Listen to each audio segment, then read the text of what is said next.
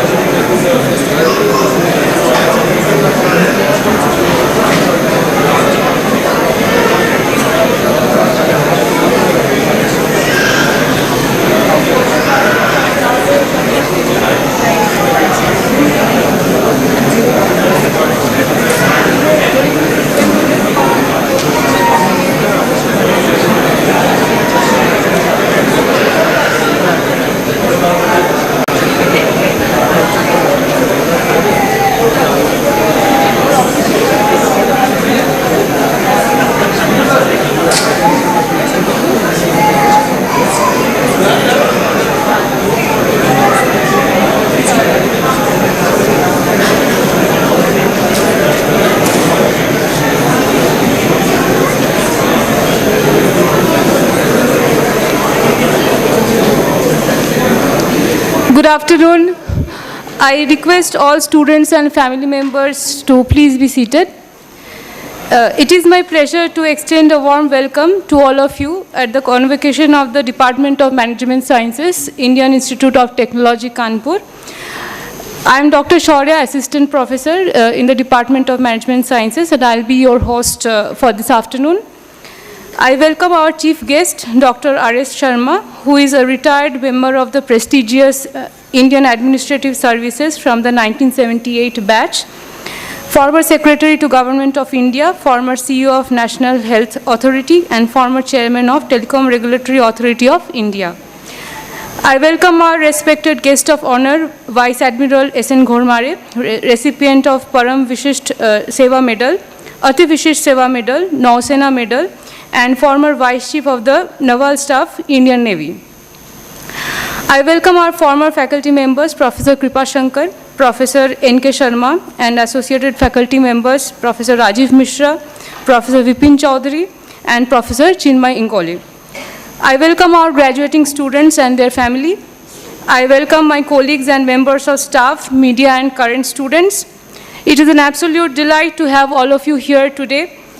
My heartiest congratulations to all the graduating students. My best wishes to you for a very successful career ahead.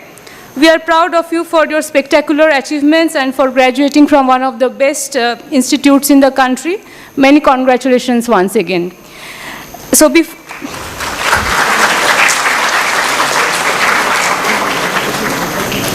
before proceeding with the event, I would like to make a few announcements to ensure a smooth running of the ceremony. For students, the seats are marked with their respective name and roll number, so please make sure you occupy the seats with your own name and roll number. For family members, we have ensured that seats are available within the hall. However, if you have not found a place, there is an arrangement of live telecast outside the hall. Towards the end of the ceremony, after the vote of thanks, we will have photography session for the different batches. With the chief guests of honor and the faculty members. So please do not leave right after the vote of thanks. Please remain within the hall till the photography ends. Should you need any assistance, please contact one of the volunteers of the event. So now I will quickly run you through the agenda for the afternoon. The ceremony will begin with Saraswati Vandana by Deepti. Next, our head of the department, Professor B.V. Fani, will present the report of the Department of Management Sciences. Following this, our respected chief guest, Dr. R.S. Sharma, and our respected guest of honor, Vice Admiral S.N. Gormare, will award the medal and degrees of the graduating PhD, MTech, MBA, and E-Master students in that order.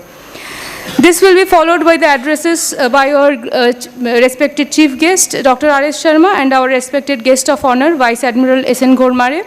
Finally, our graduating students will share their thoughts about their journey at DOMS IIT Kanpur. The ceremony will end with a vote of thanks, followed by the national anthem. Thereafter, we will have batch photography of graduating students, followed by a high tea at the foyer. So I will now invite Deepti for the Saraswati Vandana.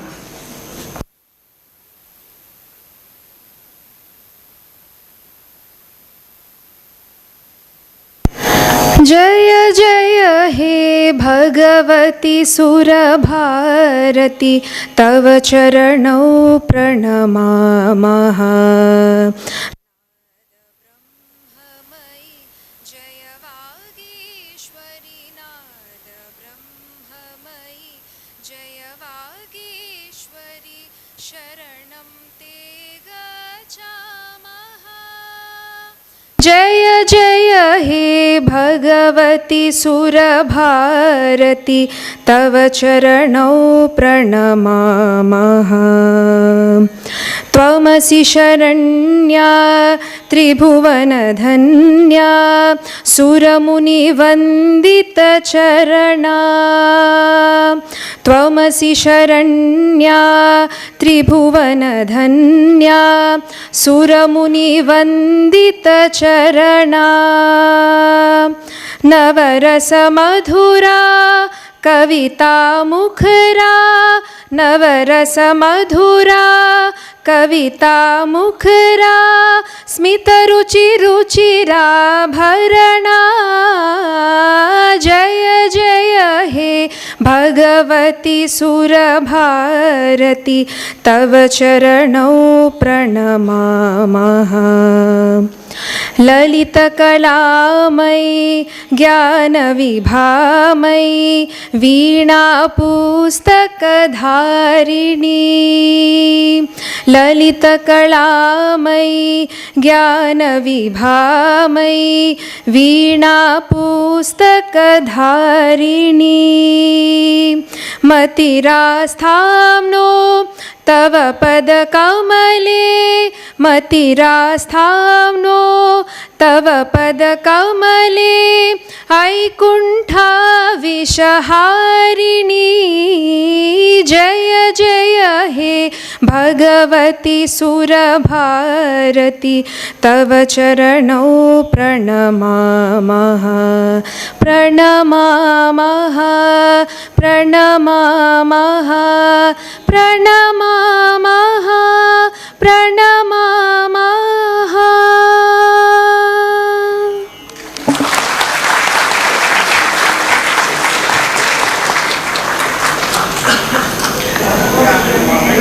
Thank you, Dipti. Now I would like to invite our head of the department, Professor B.V. Fani, to declare the convocation open and present the report of the department.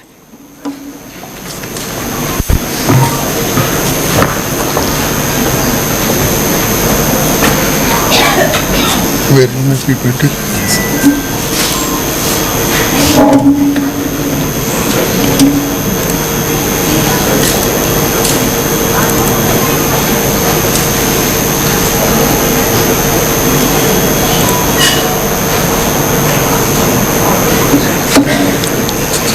वो देखो दिखा रहा है ये काम कर रहा है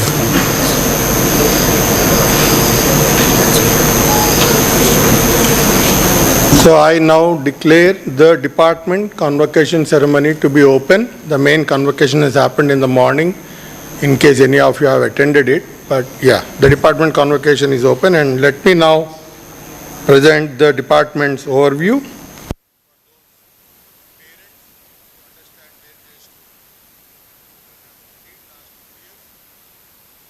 Students who are unaware where they have studied last 2 years, and they should be now be made aware that this is where they have studied, so that they go out as our ambassadors in the world. So this is the significant milestone. We started out our journey in 1974, and this is 2025. There is this debate whether this is our 50th year or last year was our 50th year. But we decided that this is our 50th year, and we are going ahead with the major events during this year. And after this convocation, they'll start and they'll run throughout the year. And we started with an MEM program, which I think only ran one time, and then we went for an MTech program, and then PhD program around then an MBA PhD program, then an MBA program. So the MBA program is around 25 years old now, I think this year or next year. PhD is around 35. So we have this, and then we have an e-masters program, which we have started in 2021. That's almost 5 years old now. And we do have joint degree programs with various universities across the world for the PhDs, and we also have a joint degree program for the masters MBA program within one university right now. And this year we wanted to go ahead and also enter into arrangements for both MTech and MEA, multiple institutions outside the country, as a joint MTech and an MBA program. And this year we would most probably be moving the e-masters to a more rigorous degree program by having 3 stages. The first one is e-masters, which would be defined as a PG diploma, and then after the PG diploma you can take extra credits and then go for an MTech online research in that domain, or MTech with project in that domain for the next 2 years, and then you will have an MTech degree which will allow you to join the PhD program, and it will be universally recognized. One of the major contentions of the e-masters program students was that they needed a further career progression where this degree is recognized and also taken care of. So this is now being taken care of. Yeah, this has been recently been approved in the Senate and also approved in yesterday's BOG, Board of Governors. So this we have already, I shared with you the 5 different MTech programs, and then we joint degree programs have already, and then I would like me introduce you to our faculty members. We have around 29, if I am not wrong, but we have both adjunct and also professor of practices, distinguished professor of practices in our department, our total teaching. So this has increased significantly, and we are proposing to increase it further by another 20 to reach a 50 number, and we are also in the process of planning to launch a full 4-year UG program through the BTech program from the department. Okay, and these are the different domains in which we have faculty expertise. Almost all domains are covered, and we have, yeah, so 28 means one is on leave, so essentially it is 29, but yeah, 28, yeah.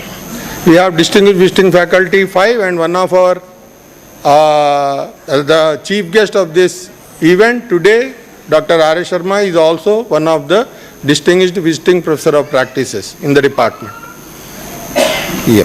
And with the number of students, I think this is the year where we have the largest contingent of students ever in the history of the department to graduate from this department.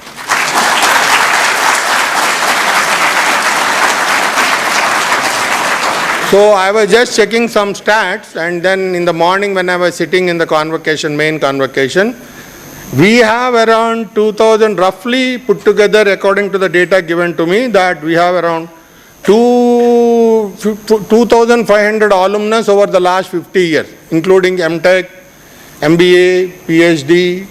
And this year we are graduating more than 15% of the total number of alumni in the last 50 years. So this I hope will progress and our strength will increase further without dilution of quality, which is definitely not done at IIT Kanpur.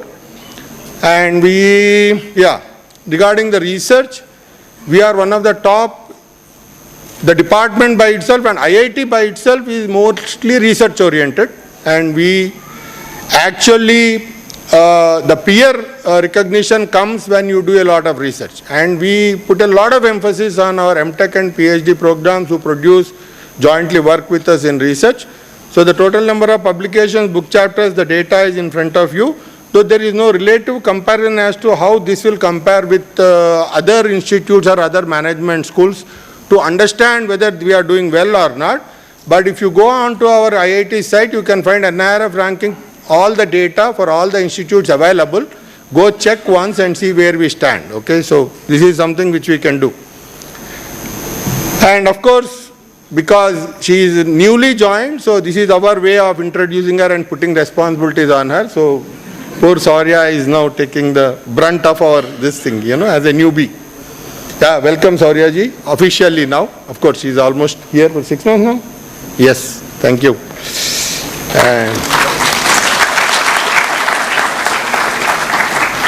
So awards wise, we have some recognitions which are very recent. One is Dr. Raghunandan Sengupta, who has been associated or invited to be an associate editor of sequential analysis, design methods and applications. It is a prestigious calling. And similarly, Professor Prerna Gautam, one of the younger ones, he has also been invited as an associate editor for the International Journal of Systems Assurance and Engineering. Many of the MBAs and E-Masters may not be aware, but this should be understandable by the PhDs and the MTechs to some extent. What are the importance of these journals? And we have faculty awards. One is Professor Subhankar Mukherjee. He is our current department postgraduate committee chair, and he's won the Excellence in Teaching Award in 2024 from the department. And Professor Sadagopan, who was with us till I think 1994, and then he left, and he was the founding director of IIIT Bangalore and continued to hold the position for 20 years, recently retired, on the board of many of these newer IITs, IIT Dharwad and so on. He also received a DataQuest Lifetime Achievement Award, and he is continuously engaged with us throughout this period. Even today he messaged that he was not able to come, he wanted to. So he engages with the department. He has a very strong emotional connect with the department, and we definitely take advantage of it. Yeah, these are the two awards. And one more thing is that Professor Sadagopan shared and not shared, he and his student got the same award. It will come later to that. Yeah, this year. And of course, this is what the interest most of our MBA, MTechs are. Prospective MBA, MTechs is that how much money are we going to get after spending 2 years here without studying, basically. Yeah, so these are the figures which we are talking about, and these are the companies which are essentially here. And we are very much comparable, and we actually calculated, I think our return on investment is very high given that our fees is very low. So that way, yeah, you are not burdened with student loans for your next foreseeable 10. See, I can just give you a comparison. ISB charges 50 lakhs for the program. They may get some 10, 12 lakhs or whatever it is, 10 lakhs, 5 lakhs, 50 lakhs, whatever it is. Still the return on investment is not that great. Yeah. So we have MBA placement. This is anyway industry-wise recruiters. You have analytics primarily, and IT and consulting. So followed by I think it is BFSI is banking and finance. What is BFSI? Oh, okay. So they have a very low footprint, basically. They don't trust us with no company trusts us, our students with their money, I suppose. We have to take care of that in general. Yeah. And then e-masters program is one of our experiments which we launched about 4 years back, and it is highly successful. It is not about the program per se or the students who enrolled. It is more about we also learning from the students who join those programs, because they come with significant experience in those domains and they are working in the industry. So it gives it's a both way, two-way kind of a system. So we appreciate the e-master students and continue to engage with them on a long-term basis. And this, as I told, that we will be moving into the MTech model. Just got the approval yesterday. Yeah. And this is one of our flagship programs and one of the unique programs. So Indian manufacturing industry, in spite of whatever the establishment says or the government political says that it should be taken up, improved, decided we should become the next China or beat China and all that, I think we are the only institute along with IIM Calcutta and IIT Chennai to run this program for the last 15 years. And this program has been successful, hugely successful for the last 15 years. It takes students with 5 years minimum of manufacturing experience and is being led to whatever stage it is by Dr. Deepu Philip, who has been instrumental in taking this initiative forward. And Dr. Deepu Philip may kindly एक बार दिखाना parents को दिखा please just show. Yeah. And I hope we can, his heart is in this, so essentially we don't want to disturb it, and if we go also we'll get killed, so we just keep away from this. Yeah. And yes, this is the batch. Last year they graduated from us. Each year they graduate from one institute. All the 3 institutes run the program for the whole 2 months they stay. And of course the student activities, which are the fun part of the MBA program, because you don't anyway study most of the time. So we thought that we have to entertain you in a different fashion and still see that you get some learning from this place. So there are a long list of student activities which are run throughout the year. Webisodes, exposure programs, seminars, Prabandhan, which is a management event, reflection, leadership talk series, all this stuff. So there is one ulterior motive in all of this which the students are very, very keen, is because they get to know these industry people and hope to get placed. So it has a double-edged sword. So we get industry and they are very interested to attend, and so they learn in this way, because the faculty are not capable of giving them a job. These people are. So essentially our classes are their last resort. Yeah.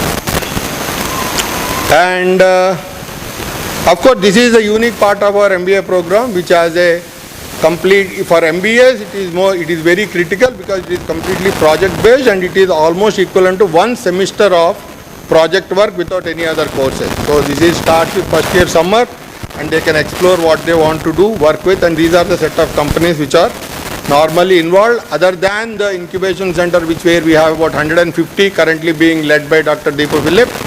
So we have about 150 startups where we also engage with our students on a regular basis. And of course these are some of the people who have come for the webinars, seminars, workshops, invited, and they shared their insights in different domains. And similarly Kaleidoscope is also a similar kind of a program with a different kind of an approach. And I think one is run by the MBAs and one is run by the MTechs. They don't want to come together. They see themselves distinctly separate. So we allow them to be that. Yeah. Diversity, basically. Yeah. And Prabandhan we had this year, very good event. And then of course we have research scholars who have got the Prime Minister Fellowship. And this page, instead of the 30,000, they get 70,000 and also recognition as Prime Minister Research Fellowships and monthly. But that is also a disincentive because they don't want to leave this place. I don't think, but I think it is limited. So basically, yeah, for a 2-year period. And lot of our students, particularly the MBAs, go for various competitions across the different institutions and they have won these many awards in the last 1 year. And of course, Research Scholar Awards, these are the 3 Research Scholar Awards which we have. Shambhavi Mishra, Shreyesh Nitish Malode, are they there? Aman Patak? Any one of these 3 in the audience? No. Okay. So let me go. Are there any of these students in the audience?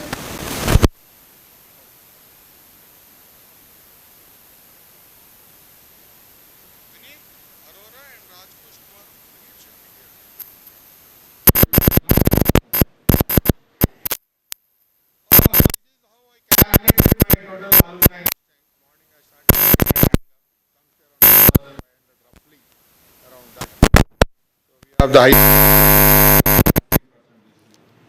And our distinguished alumni, some of them, so 50-year legacy. So Sharad Sinha, Mr. Kritivasan and Ashwini Vaishnav, these all three are an MTech from our department. Ashwini Vaishnav is also, and Kritivasan, both are students of Professor Sadagopan, and they did their dissertation with him.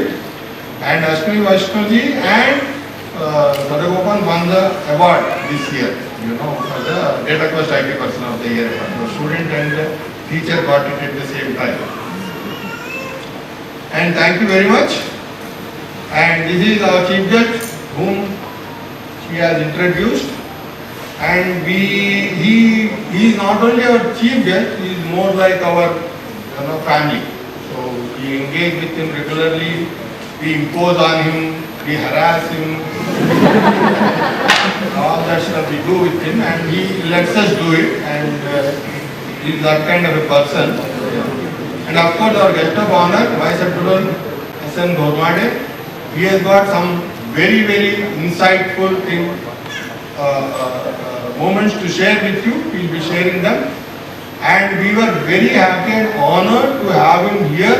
And I think this is the first time in the history of IIT Kanpur and also in the history of IME department, our DOMS department. Now we are still in the phase of IME DOMS kind of thing. I think this convocation is mostly IME. And we are honored. First time we had an armed forces person who has been invited as a guest of honor. It's a privilege, and you have accepted it at such short notice.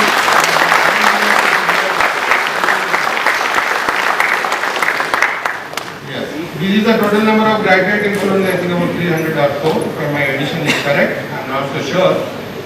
Yeah, now we have this.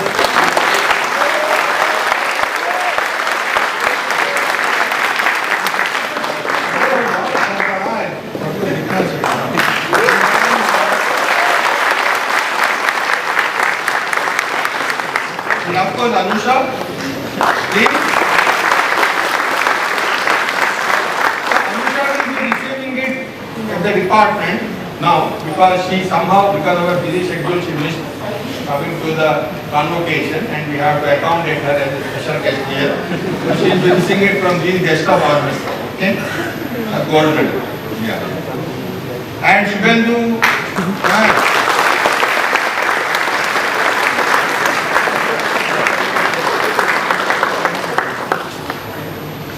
And these are convocation awardees, they are not here because they got it in IIM Calcutta, right? So these are the four in the PGPX DLM. And congratulations, batch of 2025.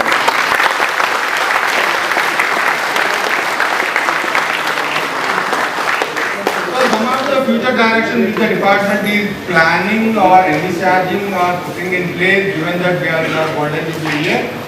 We have done some soul searching, and we think that it is high time we start out with the multiple centers and also morph ourselves into a school of management sciences, integrating every interest from industrial engineering to quantitative technology. So we wanted to see whether we could do it. Right now it is in a planning phase, and we are working with this global advisory committee, which will allow us to define this, and then by the end of this year or next year, cross our fingers, hopefully this will get through the process of approval, and we hope that this will take our department to the next level. So look forward to updates from our side on this. And thank you very much.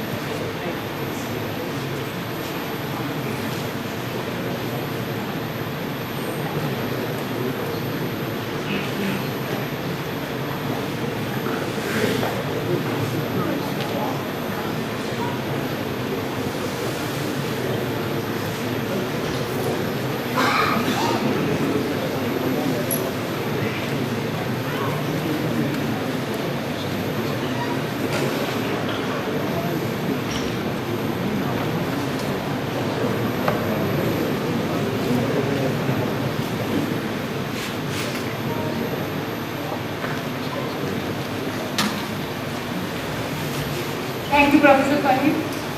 So I have not officially introduced the chief guest, so I am about to do that. There is lots of things to say about our chief guest. So Dr. R.S. Sharma is a retired member of the prestigious Indian Administrative Services from the 1978 batch, with a celebrated career spanning over 4 decades in various roles across the Government of India and state governments. Throughout his service, Dr. Sharma has been a pioneer of reforms and an advocate of digital transformation, contributing significantly to shaping India's policies in information and communication technologies and leading administrative modernization. Dr. Sharma has held several key positions. He was the CEO of the National Health Authority, Chairman of the Empowered Group on Vaccine Administration, and a member of the National Expert Group on Vaccination, Chairman of the Telecom Regulatory Authority of India, Secretary, Department of Electronics and Information Technology in the Government of India, Director General and Mission Director of the Unique Identification Authority of India.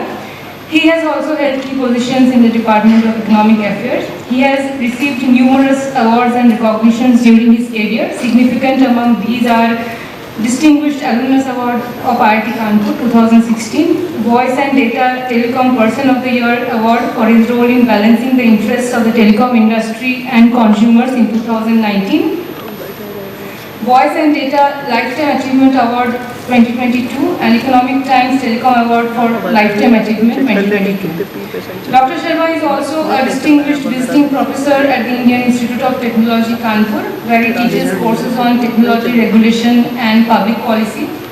Dr. Sharma holds a PhD from the Indian Institute of Technology, Delhi, a Master's in Computer Science from the University of California, USA, a Master's in Mathematics from IIT Kanpur, a bachelor's degree in law reflecting his strong academic foundation in both technology and law.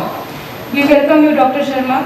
I will now request Dr. Sharma to please join us on this stage. I request Professor Shankar Pravesh to please facilitate our chief guest, Dr. R.S. Sharma.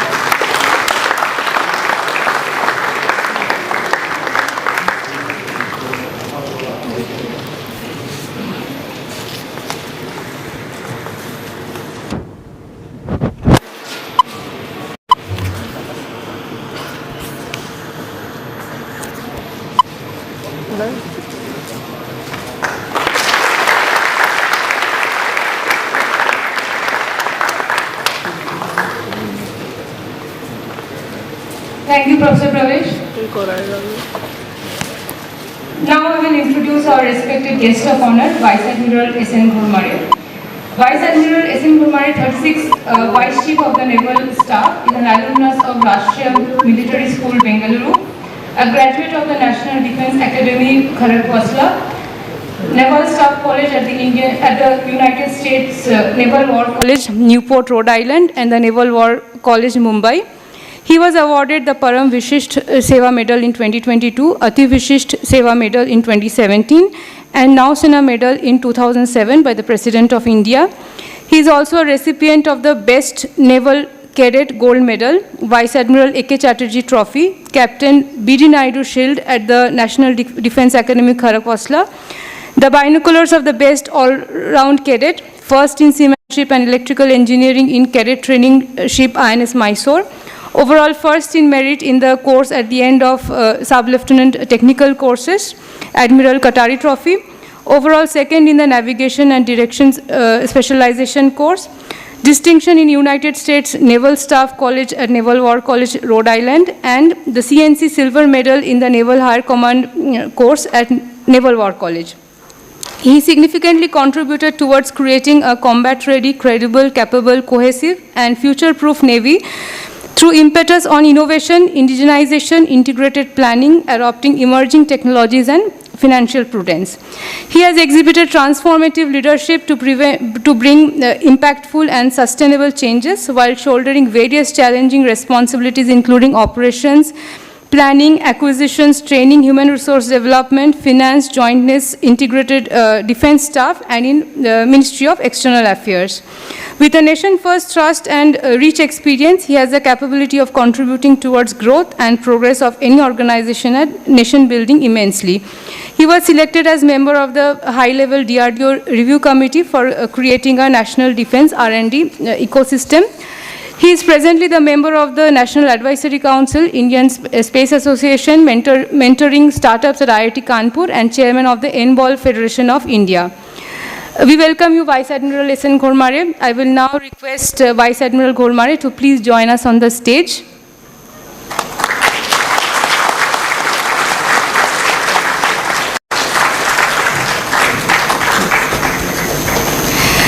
I will now request Professor Vinay Ramani to felicitate our guest of honor, Vice Admiral S.N. Ghormare.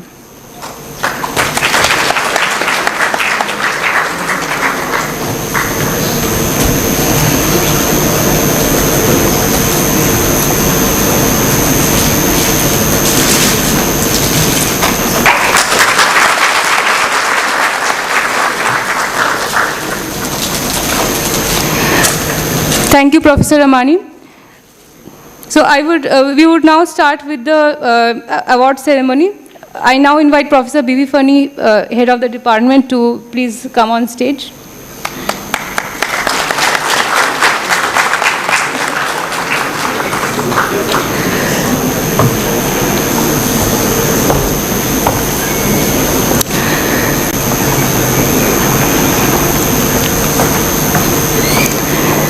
So I request our chief guest and our guest of honor, along with Professor Fani, to please present the medal. Sir, I present the candidate of the Department of Management Sciences who has received the Mr. and Mrs. S.N. Mittal Gold Medal for the best all-rounder among graduating students in the M.Tech or MBA program of the Department of Management Sciences, Ms. Anusha Gupta, MBA graduate.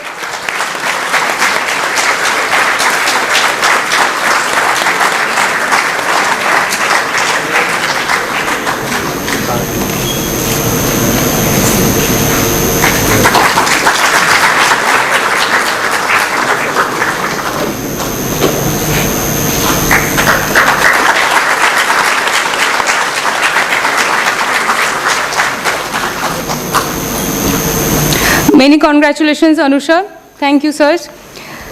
I now invite our departmental postgraduate committee convener, Professor Shubhankar Mukherjee, to call upon the graduating students from the programs of PhD, M.Tech and MBA to receive their degrees.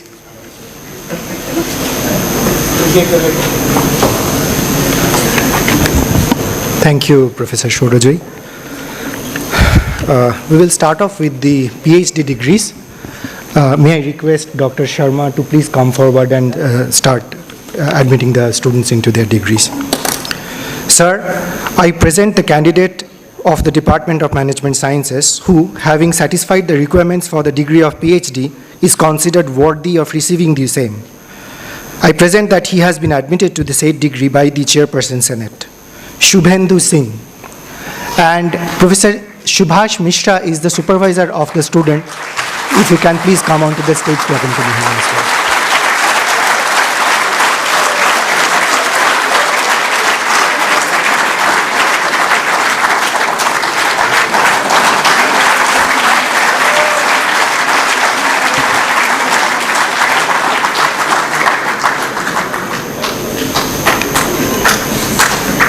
I further present the following candidates have been admitted to the degree of PhD in absentia by the Chairperson Senate. Deepak Kumar, the supervisors are Professor B.V. Fani and Professor Suman Saurav. Girma Tegane Demesi, the supervisor is Professor Amit Shukla.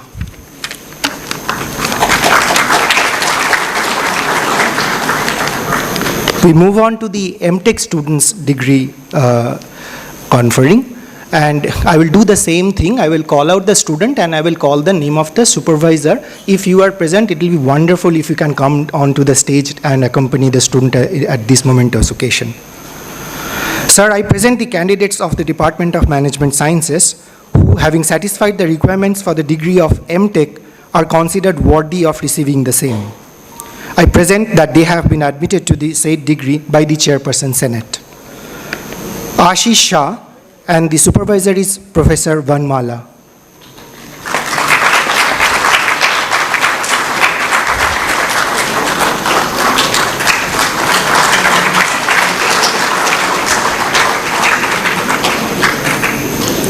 Avendra Singh Chandravarkar, supervisor is Professor Shankar Pravesh.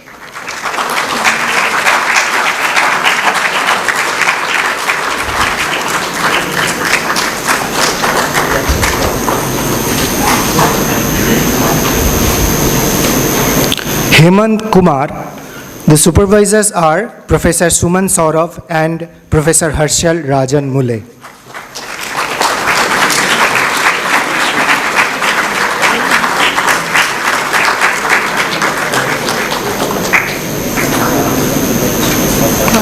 Pratik Amol Kumar Shaha, supervisor is Professor Faiz Hamid.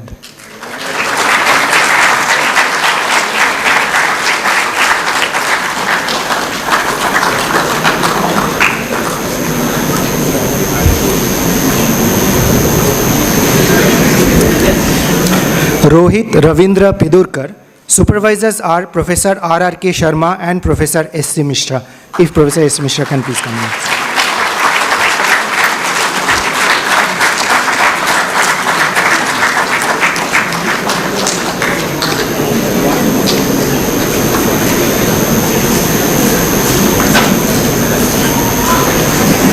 Professor S.C. Mishra, you can stay back because Aditya Kumar Singh, the next student, the supervisor is also Professor S.C. Mishra. Aditya Kumar Singh.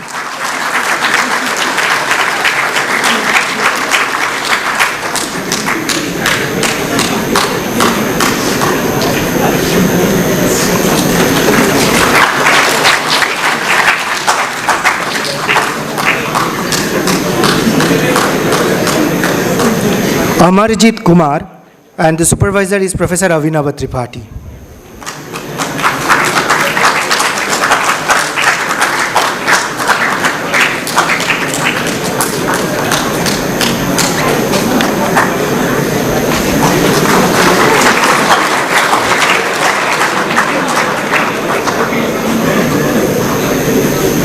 Gaurav Ketan Bhai Soni, supervisors are Professor Suman Saurav and Professor Harshal Rajan Mule.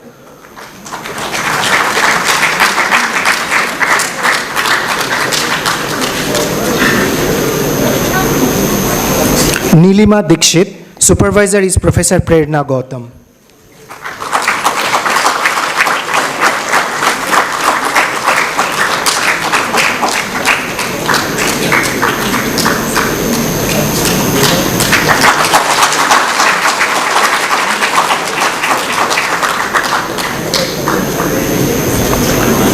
Samyak Srivastava, supervisor is Professor Devlina Chatterjee.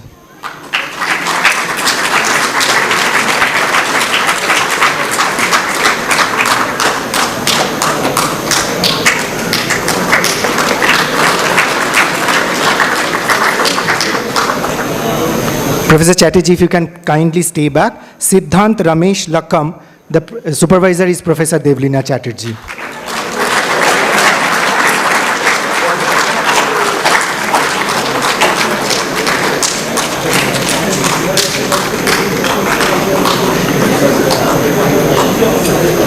Yash Mishra, the supervisor is Professor Veena Bansal.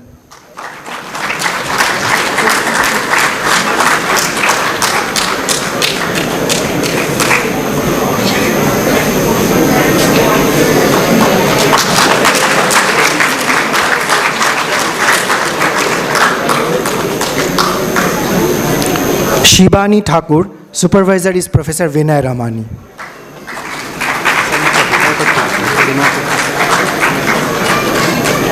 बिना प्रताप से miss हो गया miss हो गया call करना है उनका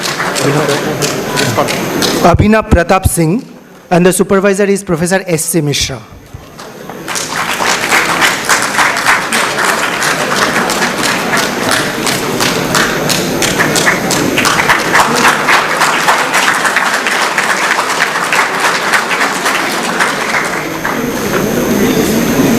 I further recommend that the following candidates have been admitted to the degree of MTech in absentia by the Chairperson Senate. Aman Ingle, Professor Anup Singh is the supervisor. Himanshu Gaur, Professor R.R.K. Sharma and S.A. Mishra are the supervisors. Nagesh Kumar Tripathi, Professor Shankar Pravesh is the supervisor. Pratik Gupta, Professor Vipin B is the supervisor. And Shubham, Professor Devlina Chatterjee is the supervisor. Now we move on to the MBA students. Sir, I present the candidates of the Department of Management Sciences who, having satisfied the requirements for the degree of MBA, are considered worthy of receiving the same. I present that they have been admitted to the said degree by the Chairperson Senate. Akash Yadav,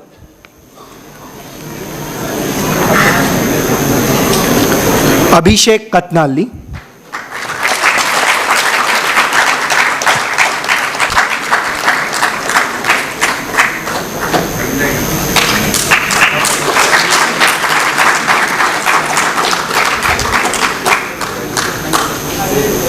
Abhishek Mohanty,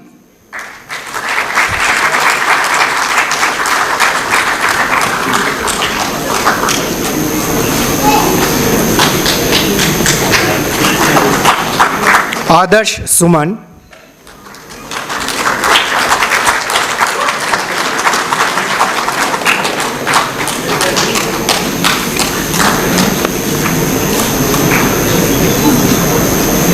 Aditya Swarnkar,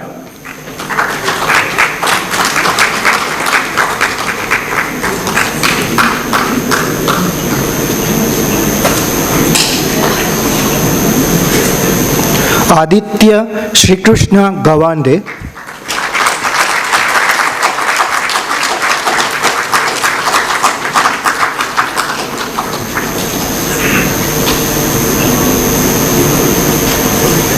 Agrima Srivastava,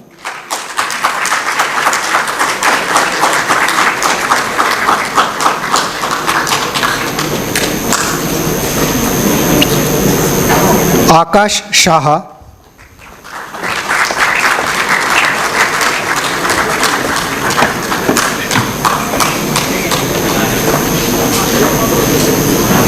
Akash Srivastava,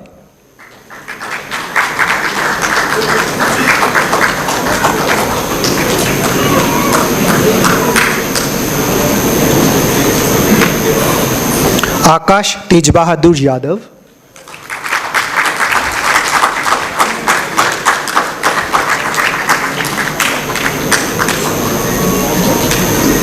Akul Bhatt,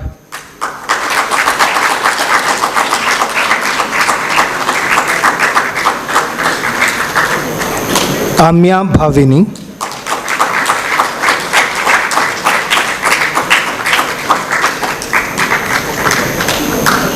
Anandu S. Kumar,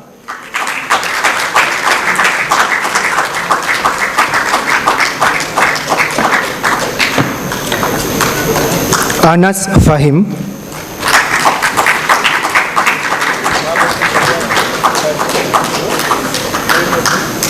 Anirban Roy,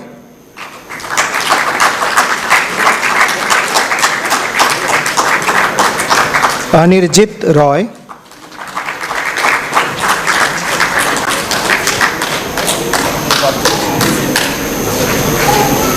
Anusha Gupta,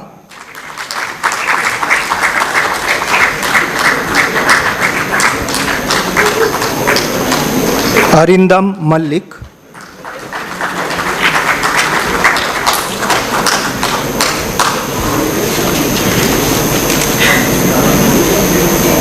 Arun Kumar Chandra,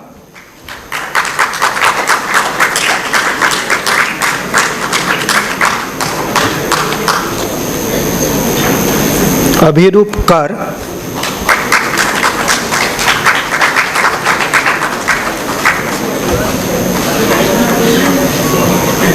Ayan Naskar,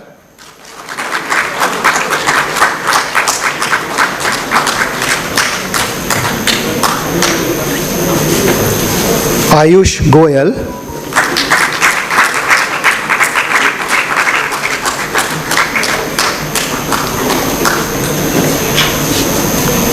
Biplab Jyoti Mandal.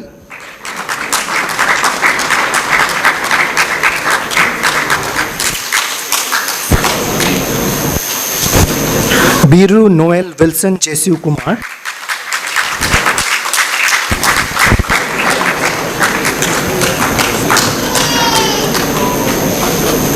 Devdeep Mandal.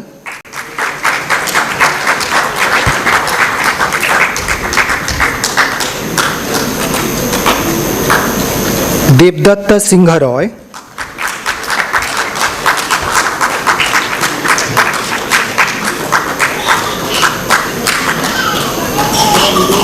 Devmalya Mitra.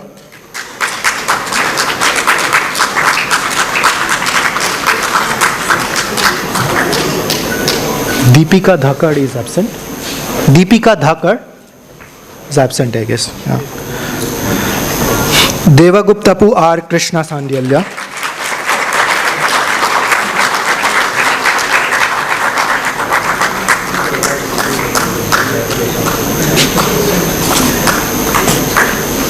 Dhruv Batta. Okay. Dishik Alawat.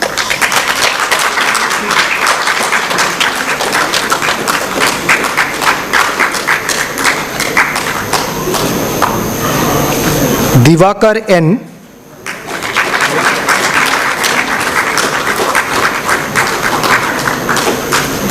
Ekta Singh.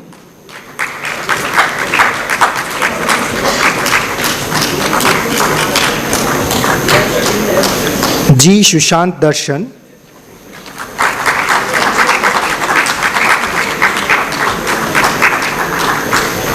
Garapati Tarun Kumar.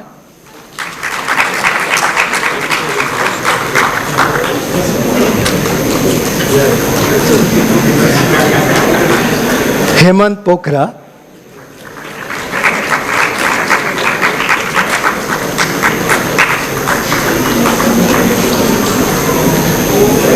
Himanshu Rajput.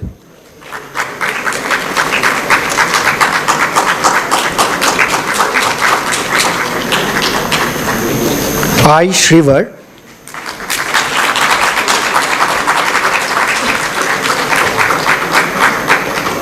Ibrahim Ahmad Siddiqui.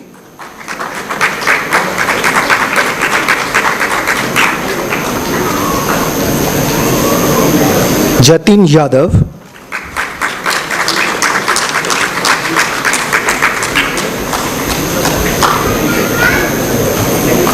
Jayesh Bhakat.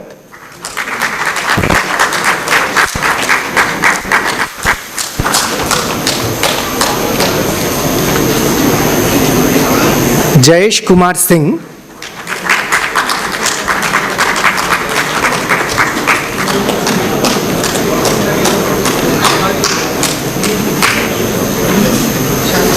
Jogint Varshan S.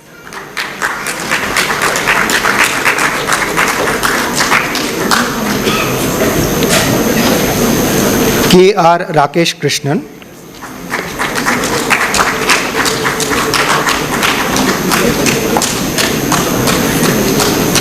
Kanika Verma.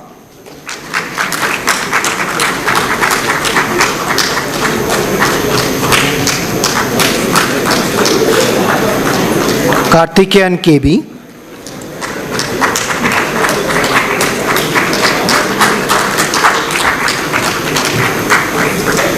Kaustuv Dhanraj Khadgi.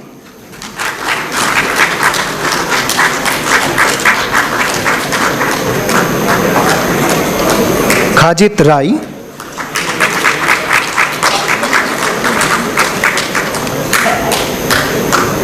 Konda Saish Rao.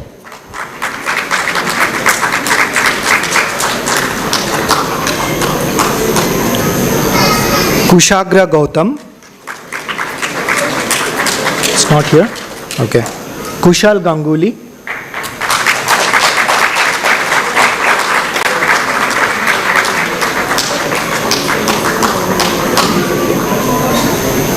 Laksha Jayant.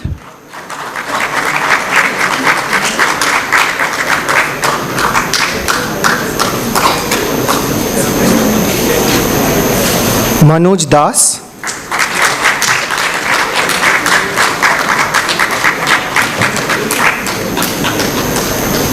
Mansi Shailesh Lonkar.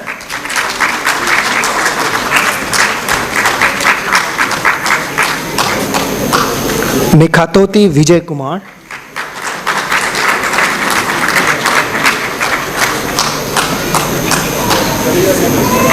Mohsin Niaz Ansari.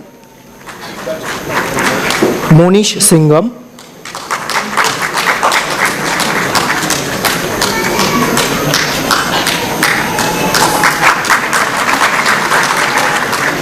Moturu Pyadi Kalyan.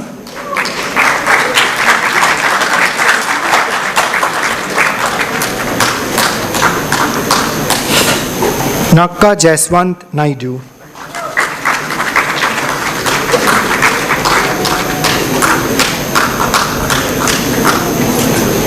Nidhi Verma.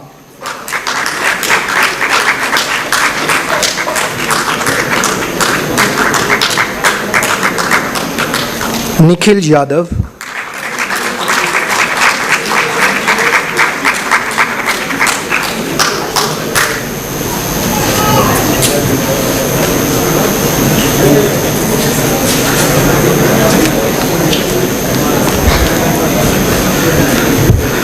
Nishant Sirbhai.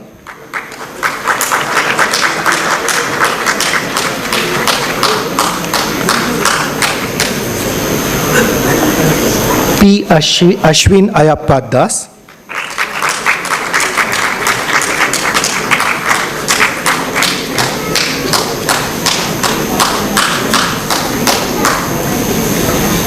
Palash Ramaiya.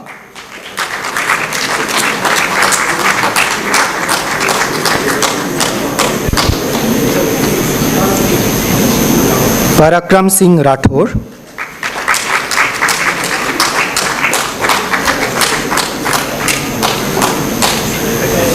Prasad R. Kardi.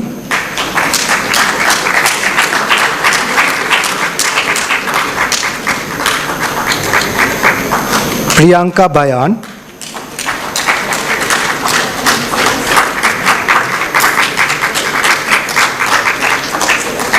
Priyesh Balram Kamble.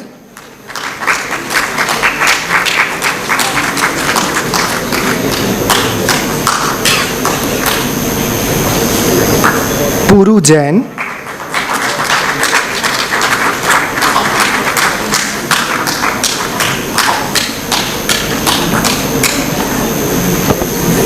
Raj Pramod Lad.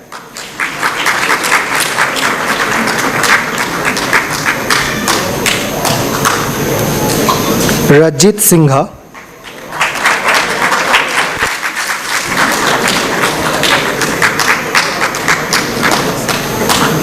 Rakshana M.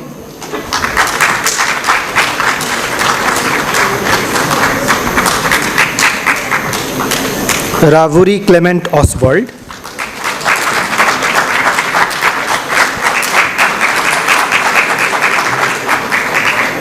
Riya Mahesh Langalia.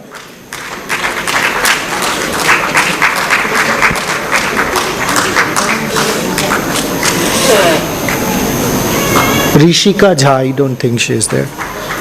Rohit Vijay Dakhane.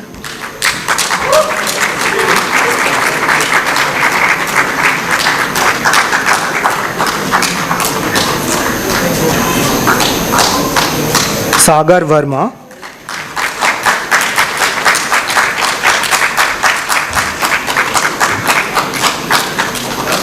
Sagardeep Malik.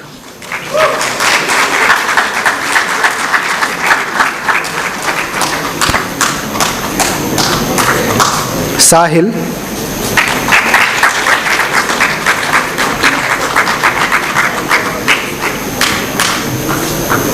Sahil Gupta.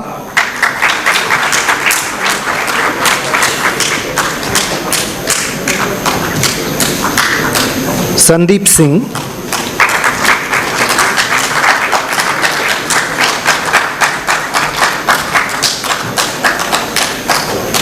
Satya S.N. Manideep Kanchedla.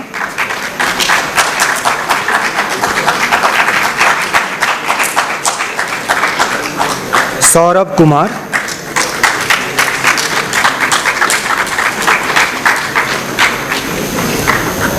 Saurabh सोना लहमाते,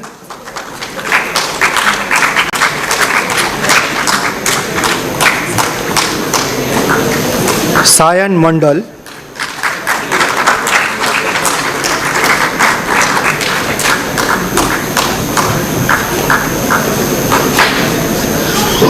शंभाबी शाक्य,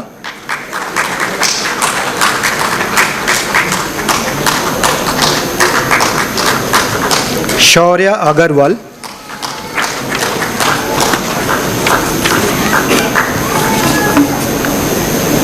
शिवम पुईतांडी,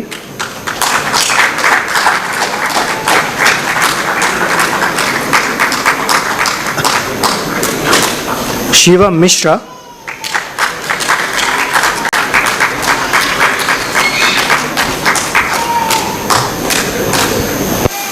शिवांक चौधरी,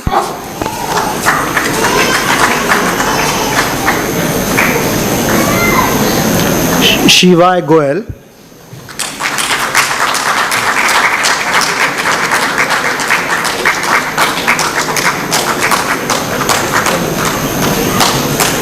श्रुतिक अन्नदाते,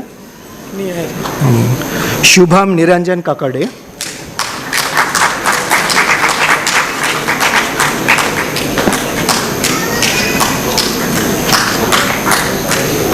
शुभंकर Arya,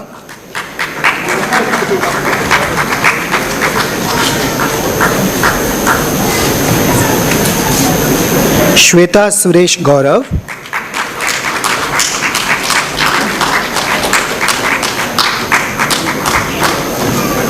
श्वेतव रिचारिया,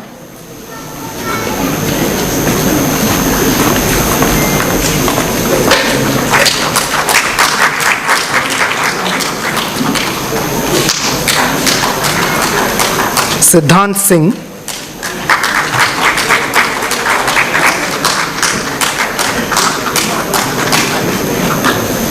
Siddharth Kumar,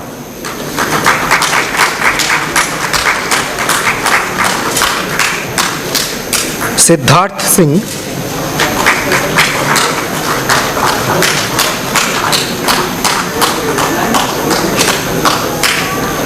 Siddharth Rawat, Saurabh Kumar Jaiswal,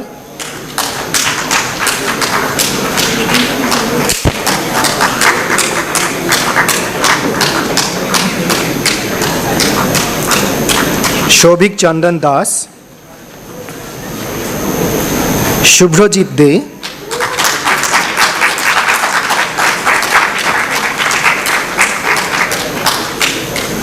Subrat Kumar swine,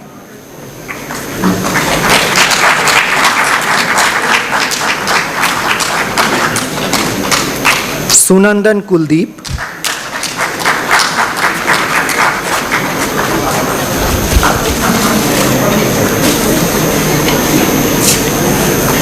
सुपर्णोदा,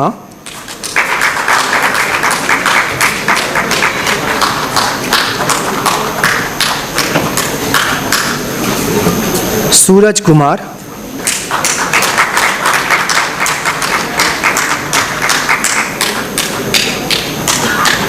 Suraj Kumar Dinesh Chandra सुंथा,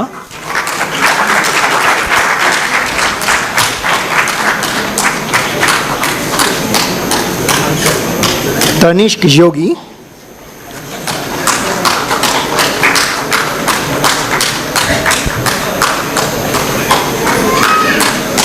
तरुण Kumar,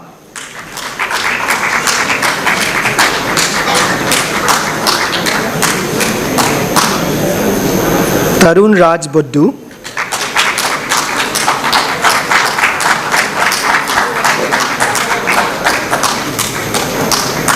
त्रुशांक Mahesh Jadhav,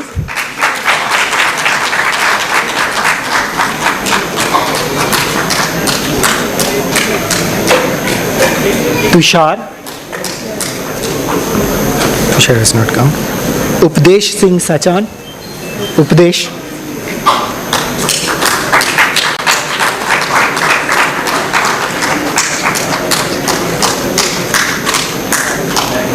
Urvi Nikhil Kumar,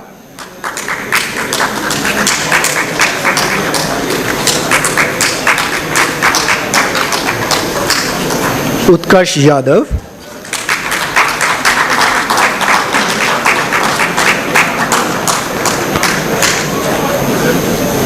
Varun Pratap Singh Chauhan,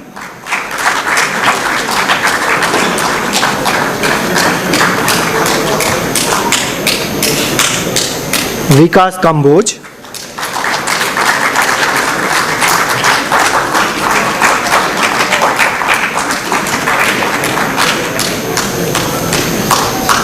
Vishal Kumar,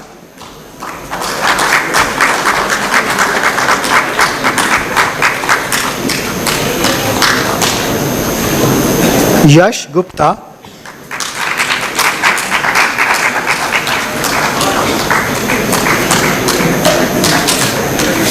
Yash Kumar,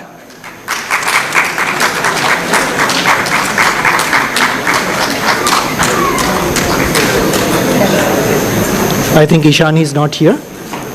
So Bhavna Chinchalwar.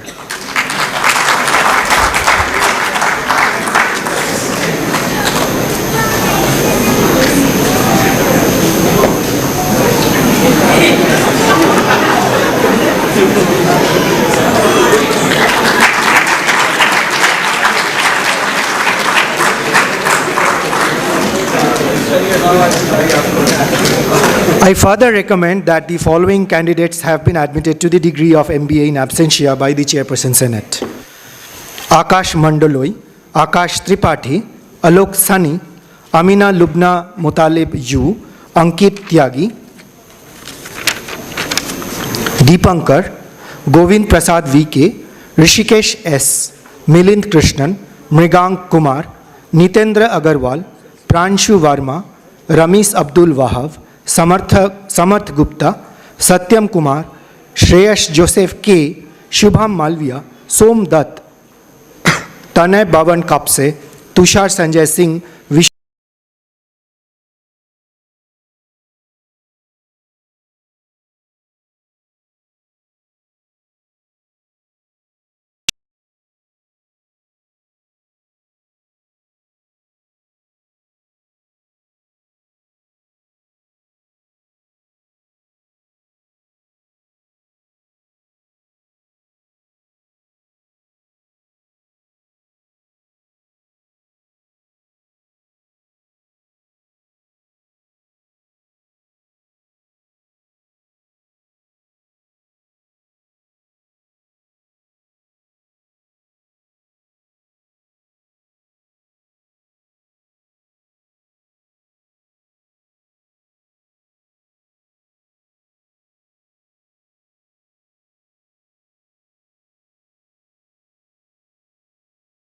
Arjit Dhar, no, okay. Mohammad Asad,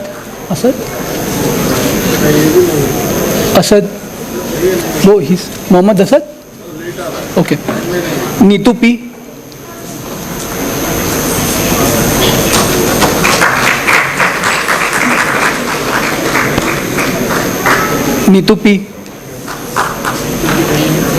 Rajya Lakshmi,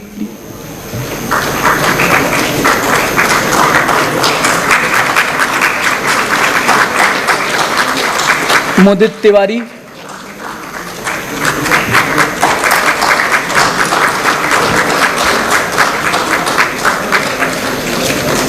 Saurabh Sharma,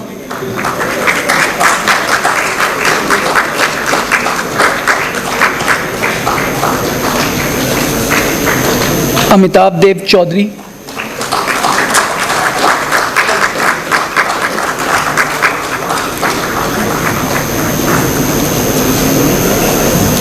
Sayan Nayak,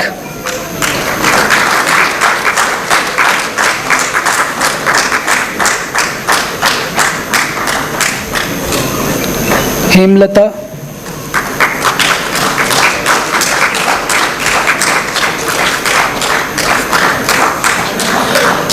Kavyamathi M,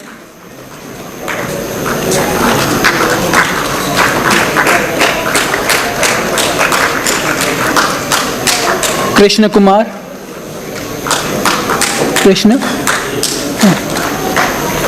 Manikandan,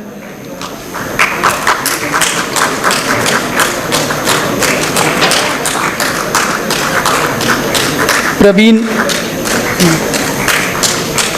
Reshma,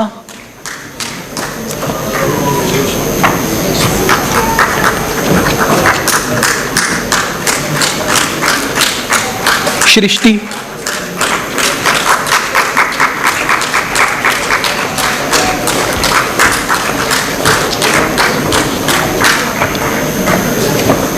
Amit Kumar Bedi, Amol,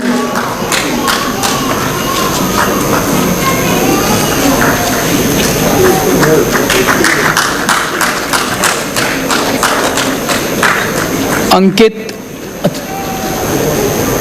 Bharat,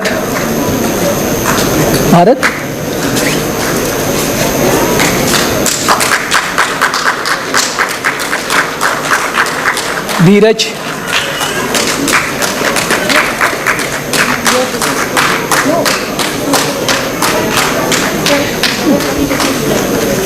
Girija Shankar,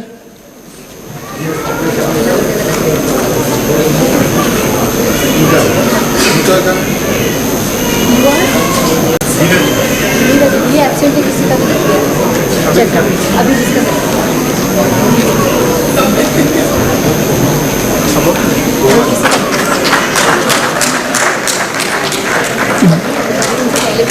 Girija Shankar,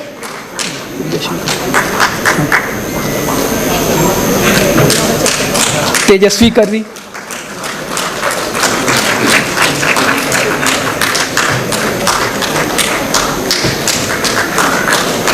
Priyanshu,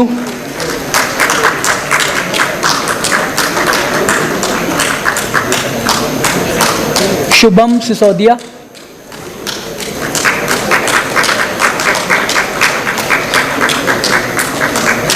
सोंटी Vamsi Krishna,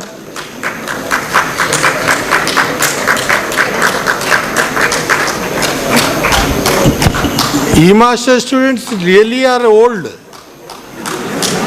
तालियां बजाओ यार. तरुण,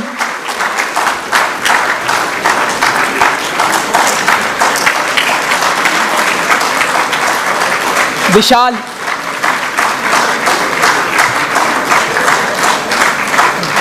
अबूद फाजिल,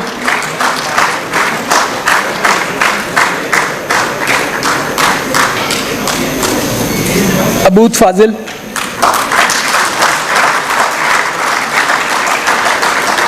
अदिति राय,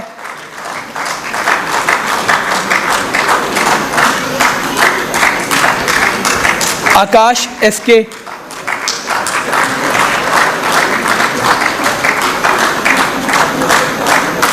आशुतोष आनंद,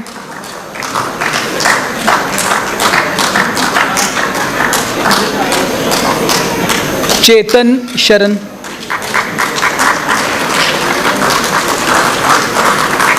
दुष्यंत कुमार सिंह,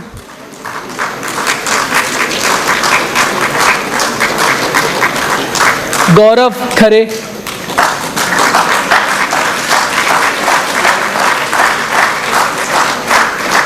गुहा अनीक अर्नव,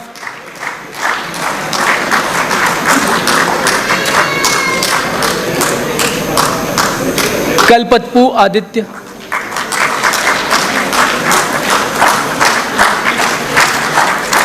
शुभम कुमार,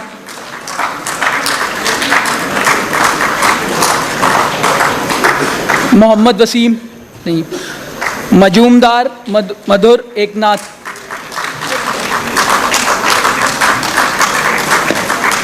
ओम Ashish Mishra,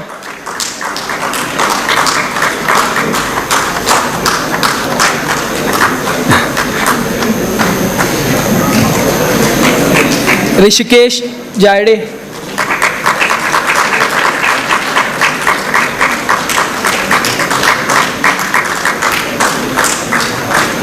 Shriram PV,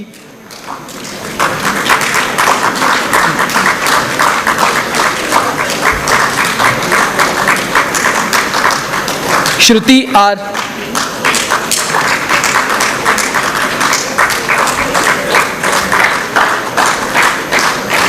Sumit Kumar Shukla,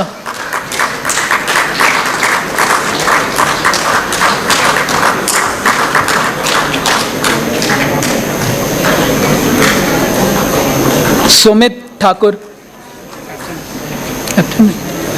वैभव रस्तोगी,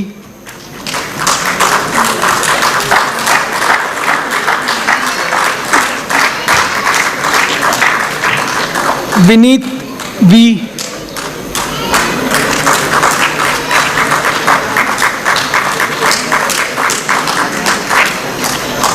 विवेक राज,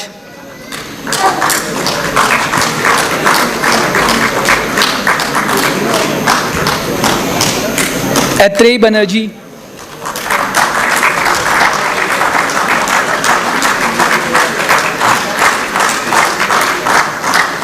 चंदन,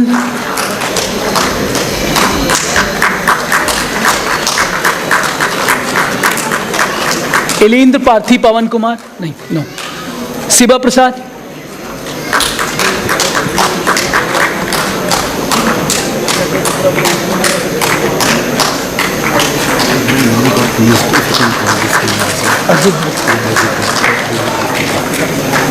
अर्जित धर,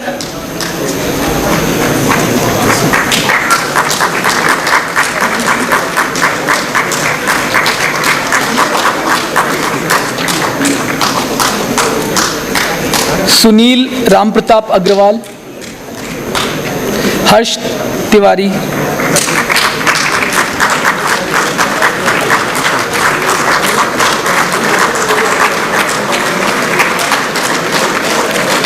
मुकेश कुमार, नहीं, प्रदीप कुमार, प्रदीप कुमार,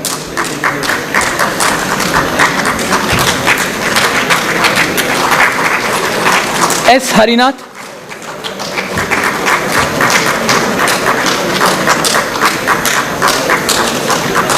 उदयन दत्ता,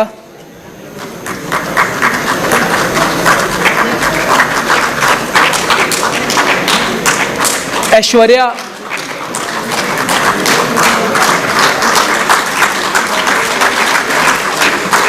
अमोघ,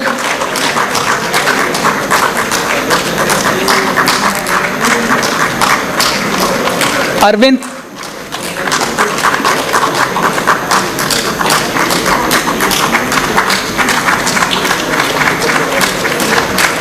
आशीष श्रीवास्तव,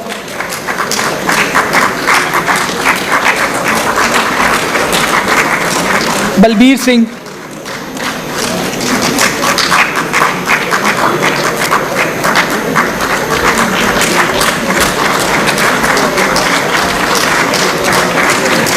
दिविशा देवारिया, गीतांजलि,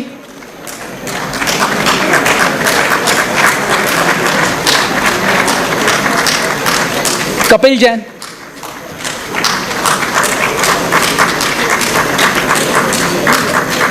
कौशिक केशव,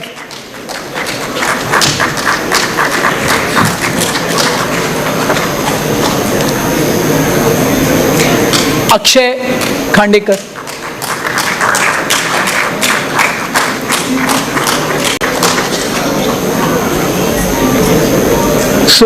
सोनल महाजन, मोहित अग्रवाल,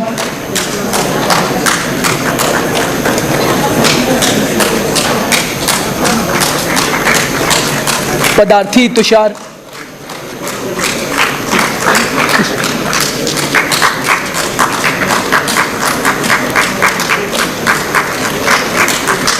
ध्रुविल पारिक,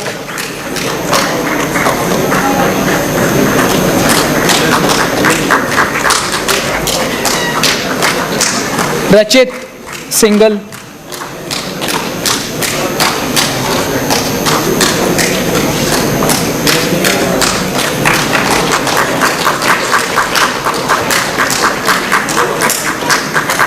प्रीतम,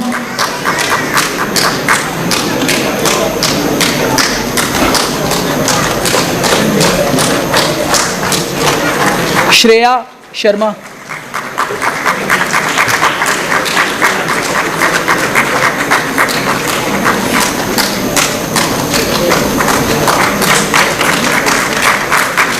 भूमिका बाल,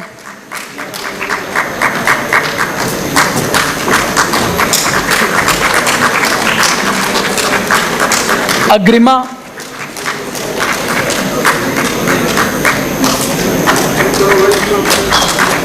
अग्रिम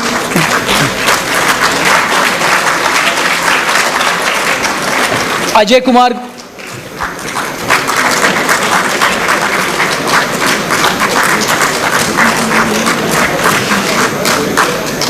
अनिल कुमार पटनायक,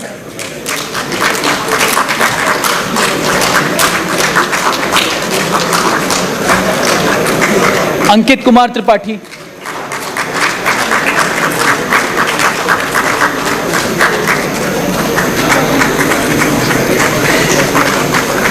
इंद्रनील,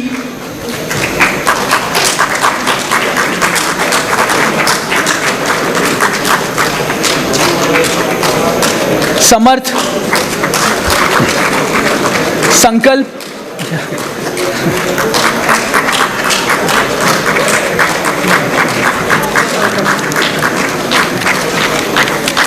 संतोष Deshpande,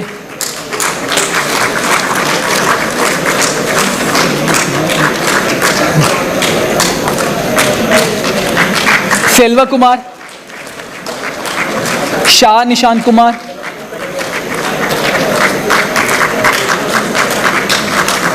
Souvik,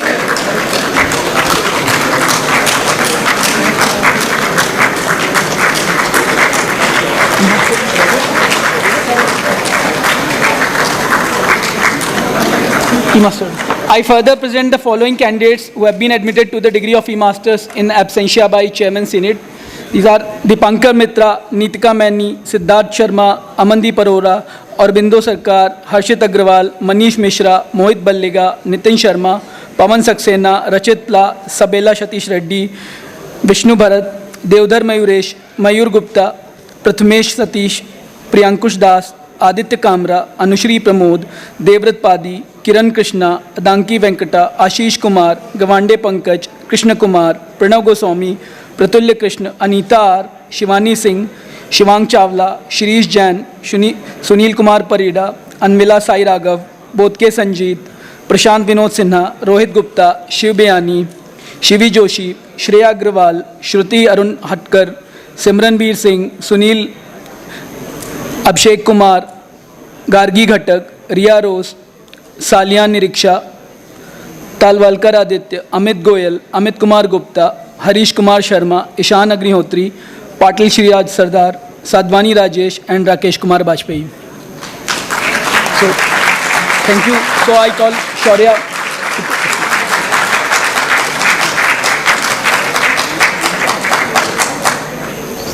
Thank you, Professor Tripathi. So many congratulations to all the graduating students. So I thank Dr. R.S. Sharma and Vice Admiral Ghurmare for handing over the degrees. And with this, we come to an end of the degree awarding ceremony. So I will now invite our Chief Guest, Dr. R.S. Sharma, for his address.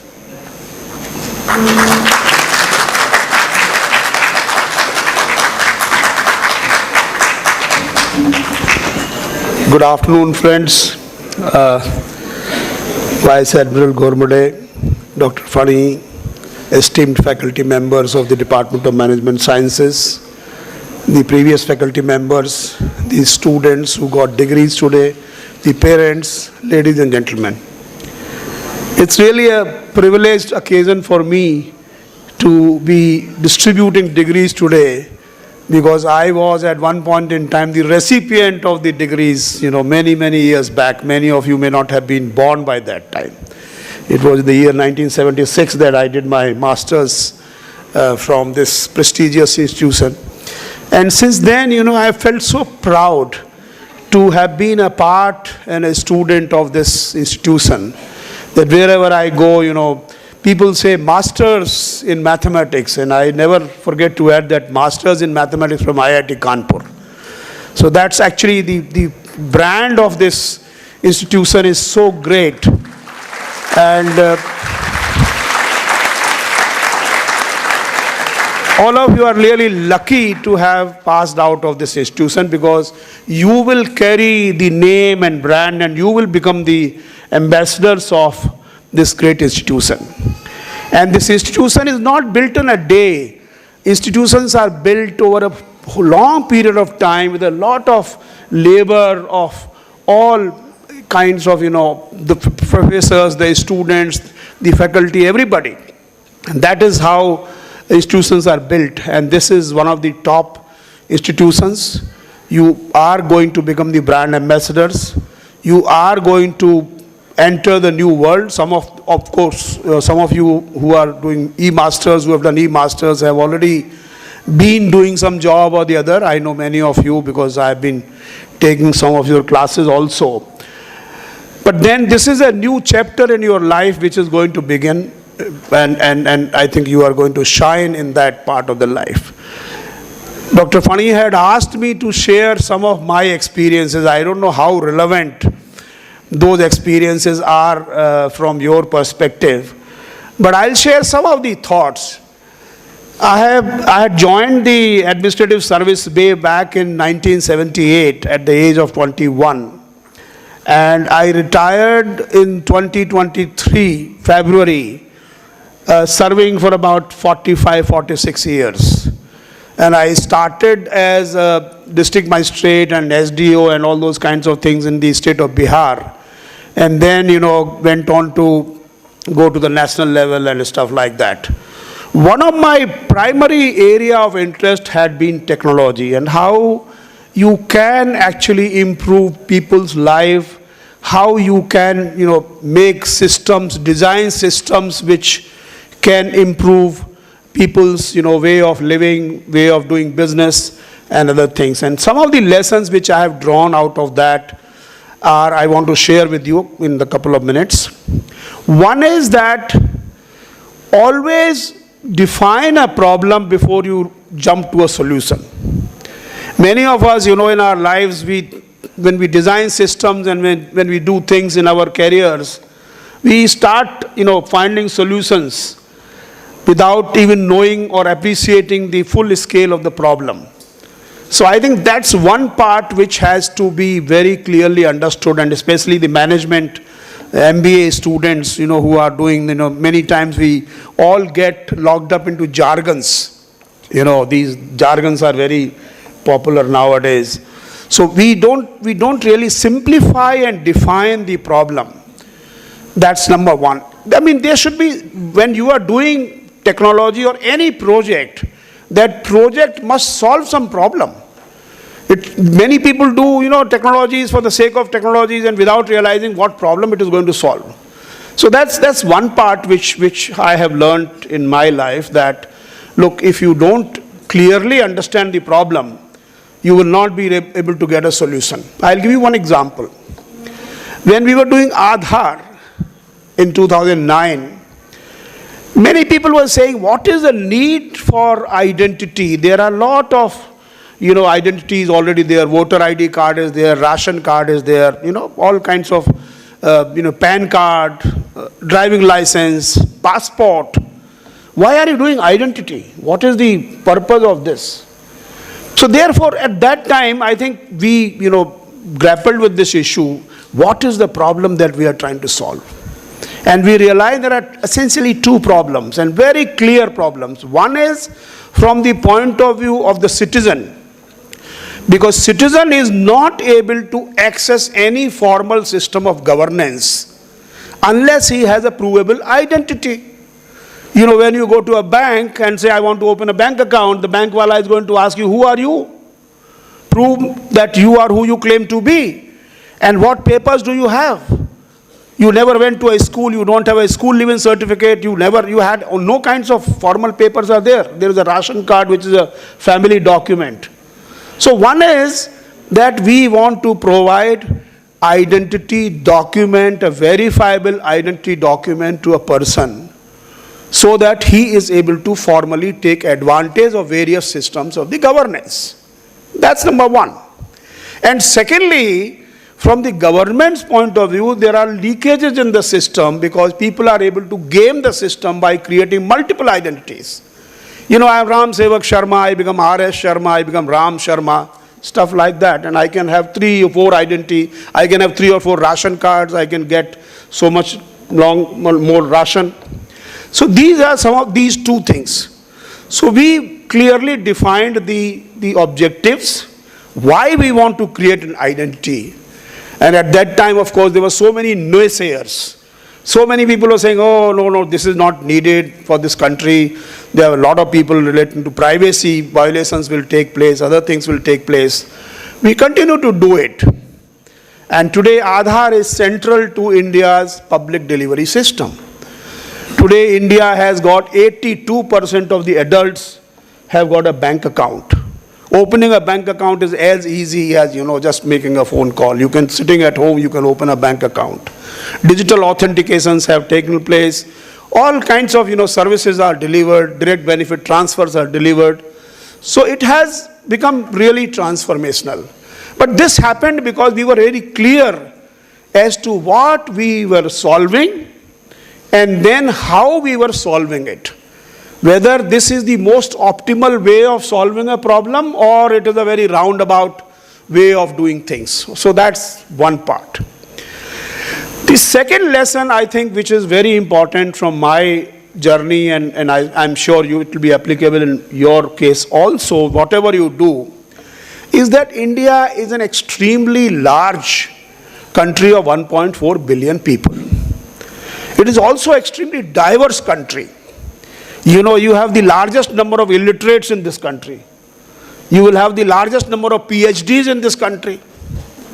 Right? You have all, and no problem is not existent here in this country, which means that every problem is here. Right? Whatever problem you define, it is there. Then you have all diversities in terms of language, in terms of religion, in terms of culture, cuisines, dresses, etc. And the diversity is not a liability on us. Diversity is actually, we celebrate diversity. It's a great, thing for this country. There is no other country in this world which is so diverse, so beautiful, and, it combines everything coexists here. So therefore, whenever you design any system, design for diversity to, include everybody. Design for inclusion. Design for a scale, because you are not designing for a few hundred people or a few million people, you are designing for 1.4 billion people. So that's another very, very important part, which you must remember, that we have to think for Bharat, we have to think for a large number of, stuff that should happen. Similarly, designed for, the example for designing for inclusion is when the vaccine came in the COVID times more recently, the challenge was, how do you vaccinate this country of 1.4 billion people? How do you, tell person that, oh, I got co-vaccine 28 days back and I will have co-vaccine only and not Covishield. You can't have the cocktail of vaccines. How do you remind a person that, you get this vaccine and now this is the time to give the another vaccine dose? How do you ensure that a person who got first dose in Ranchi does not have to come back to Ranchi to get the second dose? So how do you ensure portability? How do you ensure communication with the people? How do you ensure accounting? And that is a very large scale problem. It's not a small problem. And how do you solve that problem in an elegant manner? That is the challenge. And COVID actually was designed with this scale in mind. We did 25 million vaccinations in one single day. 2.5 crore vaccinations. That translates to 1,000 vaccinations per second. In 1 second, anywhere in India at any given point in time, 1,000 people were being vaccinated. Imagine the speed. So you have to design for a speed, you have to design for a scale, you have to design for diversity, you have to design for interoperability. And what is important is you have to design for simplicity. I am sure many of you, or most of you in fact, must have used CoWIN to get your, to search for the hospital, to get an appointment, to get it vaccinated, to download vaccine certificates.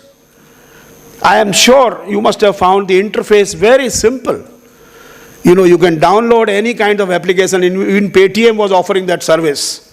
All kinds of, there are 150 applications which are offering this service at the front end. So that's very, very important part. Lastly, I think the third thing which I would like to share with you is that whatever you do, friends, always think after putting yourself in the other person's shoes. Always be empathic, have empathy, have sympathy, understand that there are people who are less privileged than you are. I mean, think of it. You must be now you must be now figuring the top 5%, if not in the top 2-3% people in terms of, the sort of welfare, how much, in per capita income or whatever you call it.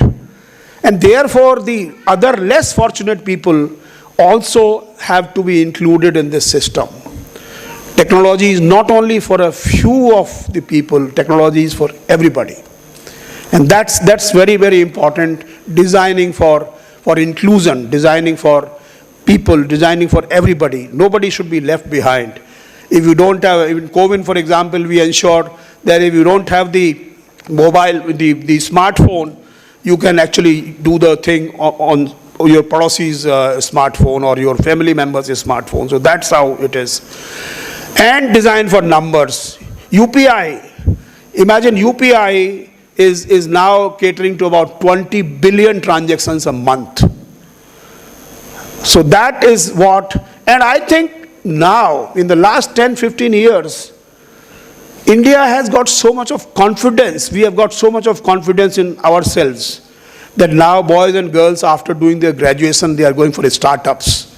They have that, otherwise, when we were doing things, after, MSc, BSc, immediately we were looking for jobs. And there were not many jobs available for us. And nobody was thinking of doing any business, doing any startup. Today you have that confidence that yes, you can do it. And there are thousands and thousands of startups. Deepu ji was named by you, and he's nurturing so many boys and girls and so many startups.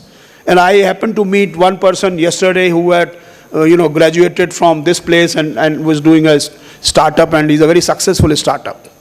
So I think all of us are doing these things, but imagine it is not only for you yourself, friends. Any startup or anything must solve somebody else's problem. Then and only then it will succeed, and then and only then it will be useful. So we just don't have to think for ourselves, think for others. I am not really one of those moralizing person who has the moral high ground to give you lecture on these things. I just thought of sharing some of these small things from my journey in the administrative systems of this country. I was lucky to have been a part of this digital journey of my country. When I started, we were doing, land reforms, Narega, public grievances, treasury computerization in the districts. Then, of course, we were doing the UIDI, the Aadhaar, then, of course, UPI, then COVID. So multiple things have happened. Then, of course, telecom, imagine the telecom rates in this country are the cheapest rates. It's a highly connected country. Just about 7-8 years back, the data prices were 275 rupees per gigabyte. Today, the data prices are 7 rupees a gigabyte. Imagine you get 1.5 gigabyte plan, 28 days, 199 rupees. Divide 199 by 42, 28 and 1.5, 42. It's just less than 5 rupees. So that is the connectivity of God. Now everybody is making video calls to his family members at the end of the day. Now what we need to do, we need to use this connectivity. We should not fritter away this connectivity in the, making these, what are they called? Reels. Reels, TikTok, yeah, reels. Everybody is making reels. So we should do. And the last thing which I would like to say, friends, is that keep learning. Believe me, you will stop growing the day you stop learning. This is so important. Many times we learn only with a purpose. I understand purpose is important. If I do e-masters, I get a promotion in my job, I do this. I'm not saying purpose is unimportant.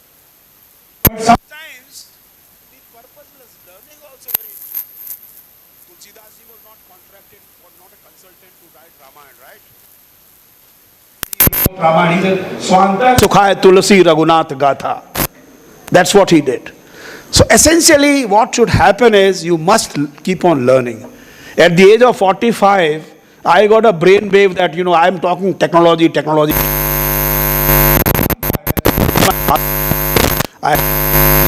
And I'm talking computer science. So then I said, let me have a formal degree, rigorous degree. So I went to do a rigorous degree in University of California in Riverside. And actually I sat with the students who were my son's age or my daughter's age, because I was doing masters, and masters student, the average age was 22, 23, and I was 45. But then I said, let me do it, rigor should be there. And at that time I was not aware as to what use this degree will be put to. But then when I became the CEO of the Unique ID Authority of India, that is doing Aadhaar, then that degree was very useful. Many of these techies were telling me various kinds of, things, this should happen, that should happen. I used to tell them, कि भैया तुमने कितना साल पहले तुमने BTech किया? बोले हमको तो 20 साल हो गया. हमने कहा हम तो बहुत फ्रेश करके आए हैं.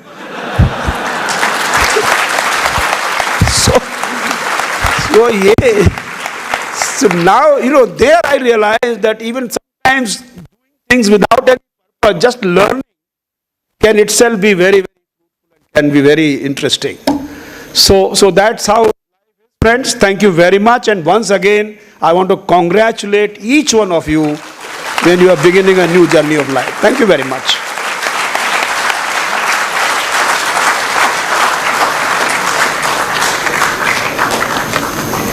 Thank you, Dr. Sharma, for those wonderful insights and invaluable piece of advice. I will now invite our guest of honor, Vice Admiral Ghormare, for his address.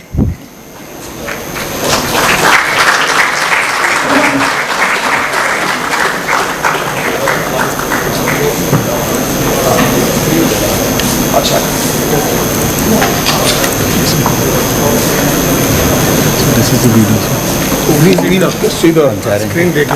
Okay, sir. This one is This one will be the first one. You will show this one. Then show this one. Then this one. And this one. 1, 2, 3. This one is 2, sir? Yeah, this is 2.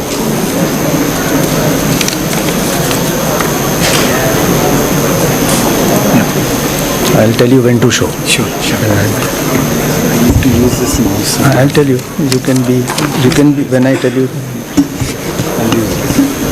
Now you can minimize it. You can minimize it and then it will take 30 seconds.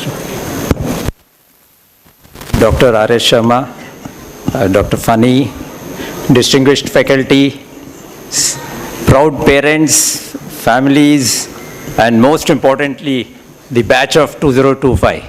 Heartiest congratulations to all of you. So firstly, why congratulations? Because you are future leaders of our great nation. You are the ones who are going to lead the nation. And I must say, congratulations to you, to all of you, because you have achieved one milestone, but you are entering the life's most important voyage now. And for which I think you have spent sleepless nights, you have met impossible deadlines, you have met assignments, which group assignments, which were done by 2 in a group of 5. And also the eternal decent canteen food, anytime and every time. But I'm sure you are all lucky because you all are blessed with Blinkit and Swiggy. In our times, there was nothing like that. However, I may say that you have grown smarter, you have grown stronger, and full of promise. So firstly, to just give you an experience of my career, which will be different from something. So I'll just play a short video, how things happen anywhere, but at sea, it's a total different environment, and how things happen. You just heard about the Air India crash recently in Ahmedabad, but I'll just show you a video. This happened in 2003. I was a commander at that time, and this is a helicopter coming for landing on INS Virat at 12:25 on 26th March 2003. You see, and within few seconds, the tail rotor, there was a defect, and the helicopter just went down into the water in a matter of few seconds. And there were 2 pilots and 2 observers inside this helicopter, and this test. So this incident happened at that particular time. Fortunately, if you see a helicopter, it got a rotor on the top, and to escape from a helicopter is very difficult, especially into the water. So you have to have a lot of presence of mind. But these 2 pilots and 2 observers, fortunately, they escaped. That means they had the presence of mind, they held themselves steady, and the one pilot ejected from the side, the other pilot came out from the same, another observer came from the other side, and they were recovered. But then it was very important to recover this helicopter, salvage, so that we find out what is the mistake, what has gone wrong. And therefore a ship named Nirikshak was deployed in Cochin. This incident happened off Goa, was deployed and tasked to go and search for this helicopter. The depth of water was 70 meters, and the ship had to go and search for it. And then inside in the sea, a helicopter is like a pin in a haystack, because it's very difficult. Although they noted the position, but this INS Virat was also moving, so exact position was not known, but a general position was known. So the ship went there on the 27th March, searched for this place. They tried to locate, they couldn't find it. They attempted 2-3 days diving. They couldn't find the helicopter, and the ship had 5 operational defects. The ship returned harbor to Mumbai on the 31st of March from this failed attempt, not able to locate.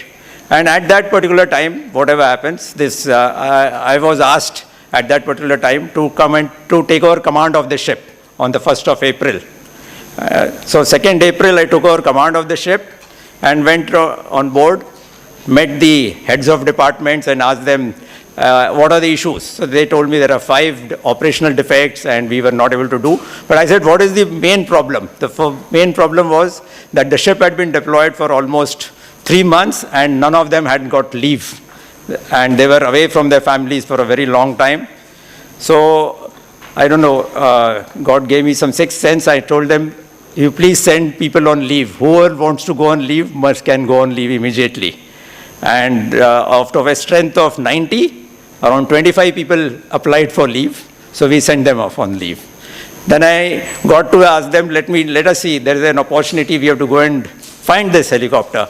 So let's go ahead. So when you do it, the heads of department said, yes, we will surely. And I think the motivation level from low went up when they know that that enough people were getting leave. That itself was a good indication, because instead of giving them orders, I decided to give them leave first. So that particular, then the ship, we tried to rectify those defects. They were not, the OEMs, original equipment manufacturers came in, they tried to rectify, they were not able to rectify immediately.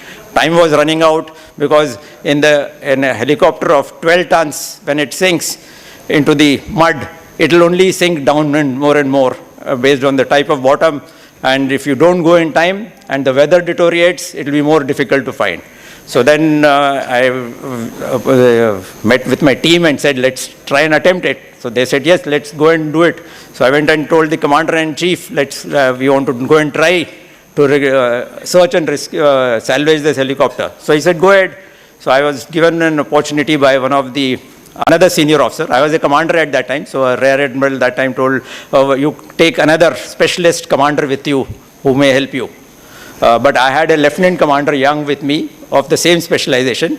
So I told him that I have an officer with me and I trust my team, so I would not like to take anybody from outside. So I was told, oh, you probably know too many things, you should accept some help. So I said, no, I think my team would be better. So when I went and told my lieutenant commander, the young officer, that I have refused the help, but you are the one who is going to do the job. So he was quite okay with it and more motivated. So we sailed out on the 4th of April, that means just 2.5 days later, with that 5 operational defects. And believe you me, the electrical department on board repaired a dynamic positioning system en route by themselves, which the OEM was not able to do. Because that particular dynamic positioning system is one which keeps the ship steady in one place at sea within an accuracy of about 0.1 meter, catering for the winds and waves and the tides, so that the ship remains steady at one place, so that a diver can go down to a depth of 70 meters. You can imagine 70 meters, we are all at 1 atmosphere at present. The moment you go down 10 meters down into water, the pressure increases, atmospheric pressure increases by 1 atmosphere. So it becomes 2 atmospheres. When it goes another 10 meters, so 3 atmospheres. So at 50 meters, it will be 5 atmospheres. So at 5 atmospheres, your ears will burst, the veins, blood will go. So therefore, a saturated diving is done. The divers are put into chambers, and from the chambers, they remain in a compressed chamber. They are saturated to 70 meters depth. And then when we reach that place, the diver comes out of the water and he can remain, because he is breathing not the normal air mixture. He is breathing a mixture of nitrogen and oxygen, which gives him that weight that his body remains same. And he remains inside that thing till he comes back, and it's to come back in a very systematic manner. So we went in for that. So dynamic positioning system was repaired. The team was well motivated, the small team. And then we went ahead for 2 days. Again, we searched, we couldn't find it. But again, some sixth sense, we went in a different direction, which I don't know how I got that idea, we told them. But we went in that direction and we found the helicopter. And can you show this video? So this, in the same location somewhere, actually it was almost 100 meters away. 100 meters is quite a big distance, because and this was the helicopter lying on the bottom of the, at about 70 meters, lying upside down, and then the entire helicopter was in that particular place. Then our divers worked hard. In fact, next day we decided to salvage it for the first time, got the strong point, connected the helicopter. All this operation took almost 7 hours. That means we started morning 7 o'clock in the morning, and at 70 meters depth, this divers brought and the helicopter came up, and almost this is the way it was done. In fact, the first incident where the 2 pilots and observers came out of the water and escaped, the Navy then created a water survival test facility in Cochin. And that's a world-class facility where we train all the pilots. We train all the pilots and air crew now there, so that if there is an accident, how they can escape from the aircraft which goes in ditches. And all neighboring countries, everybody trained. So this was the team which did. You see the helicopter on board the ship, which has got so much equipment, it seemed as if the helicopter has landed on this ship when we salvaged it. This is the entire helicopter which we did. And then this crew went on. The ship is a submarine rescue vessel. We trained for it, and then 6 months later, the ship again achieved the first time in history when submarine rescue bell, which is the orange color bell behind, you can see. In that, you mate with a submarine at sea with a vacuum created and rescue a submarine in distress. And a live transfer of personnel was done for the first time in the Indian Navy in the year 2003. So this crew then achieved that. And then this ship also got the unit citation. My purpose of telling this incident was just that opportunities will come your way whenever you are in particular job, wherever you go. What is important is if you trust your team, if you have integrity and honesty, you will achieve and your team will work very, very hard. So now for you all, you are not only engineers, researchers or managers, you are actually future leaders of our country. And you need to think big and act bigger. So therefore, difficult situations will come, challenges will come, and if any difficult situation comes, when you have to take a decision, think nation first. If you think nation first, you will go right and you will not stray. And I think Dr. R.S. Sharma brought out very clearly in the major events which he achieved. It was nation first, then you will never go wrong. When your compass is nation first, your decisions will not stray. And I would also like to recommend that always remain happy, because remaining happy, you must have seen in your own peers, a person who is happy does not fall sick often. And even if he falls sick, he recovers much faster. And I think Dr. Fani gave us lots of humor in his address. That was excellent, I must say. So also, happy people are always creative.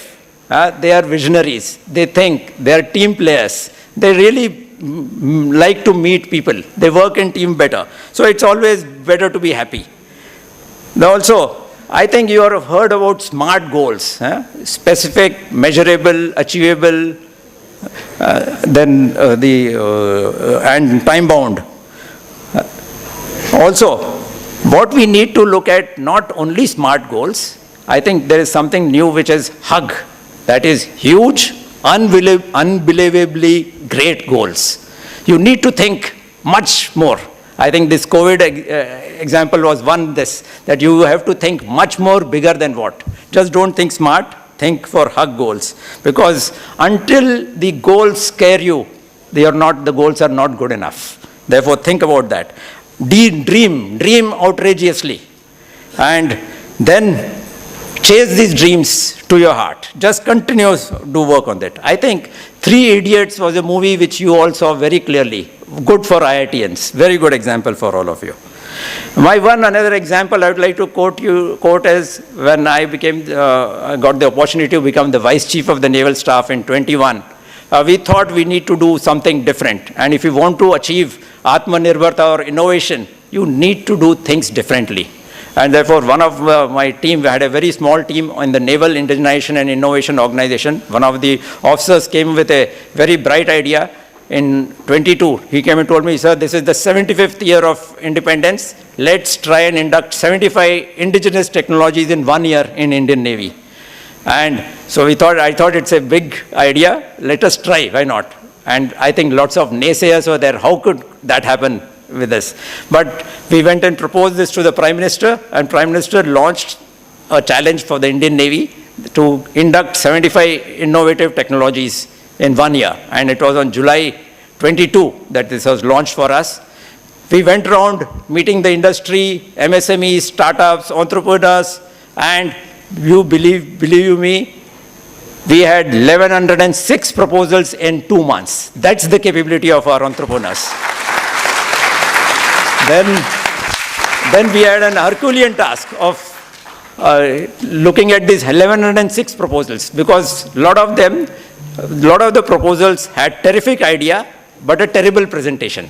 And some of them were terrible ideas, but terrific presentation. So we had to really find out what is the right one. So we set up an office in IIT Delhi, and day and night our team of small young officers sat and examined the proposals. And the best thing we worked was on a top-down and a bottom-up approach. We delegated to the youngsters whatever they wanted to do. I told them, you do everything, take decisions, but keep me informed. And I think that time the technology worked very fast. The WhatsApp approvals on all these really helped to give. And no red tapeism or bureaucracy, and it really worked fast. So we were able to shortlist 330 proposals, and then within 1 year, 115 new contracts were signed in place of 75.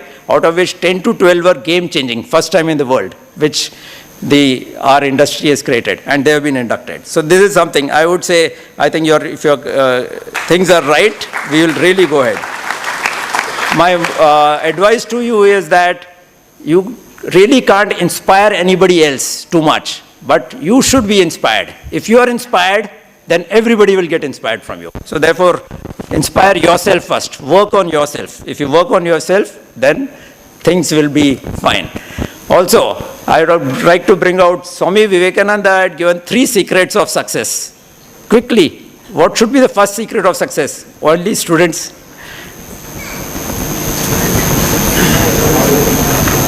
Somebody said? Hard work. Yes? That's correct. So first is hard work. And second? Yeah. Second is also hard work. What is the third one? Hard work. So you're very bright. So I think that's the most important, that you need to work hard. Nothing comes in this world easily. Success doesn't come easily. You have to work hard. And anything you get easily is not valued too much. But with you all, Indian Institute of Technology, you've got lots of technology, so you can use technology and do smart work also. So therefore that works very well better. I would also like to bring out that being in IIT, obviously you have 24/7 technology with you. And therefore, you are constantly having the 6-inch gadget in your hand most of the time. And so, use technology, but don't let that technology use you. So, there's too much of infinite scrolling and also instant dopamine. I think that's what is going on with your young generation. I think we didn't have this challenge. You all have a difficult challenge, but I must say. So, you need to work on this particular thing, that the social media is got a double-edged sword. It can connect you, but it can consume you. So don't get consumed. That's what is something which is happening. And I would say the latest economic survey, the finance minister very clearly said that the social media and this technology is also affecting our economic potential of our country. So really use this technology intelligently. And last year, the word of the year, every year there's a word of the year which is voted, was brain rot. And this brain rot is generally due to cognitive behavioral damage to the brain, and which is happening because of excessive use of social media. And therefore, this is something which you need to do. You need to really work mindless and endless scrolling, inapt content to be seen, binging. I think this is something which you should control yourself, and that is possible if you just think about it. And all of you, I think India needs lots of cyber experts. We need lots of AI, ethical AI people who need to work, and that's where you need to contribute to the development of our nation. So use technology independently. Apps should not decide your attention, and do not burn your midnight candles or burn your candle from both ends. You need to prioritize your sleep. You need to prioritize health, and health is wealth. No matter what you may be achieved, if you don't have the health, you will not be able to enjoy what you want to do.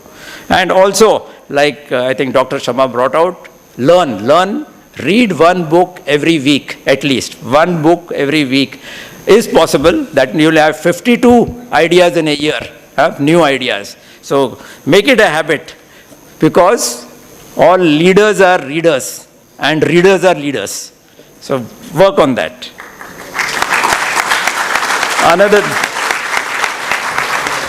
Another important thing I want to leave behind is that meditation. Meditation is something which I have personally experienced in my life. It helps you. It really makes you cool, calm, and composed. And it is something which you need to learn now, not after your retirement. People think meditation is only for some people who are retired.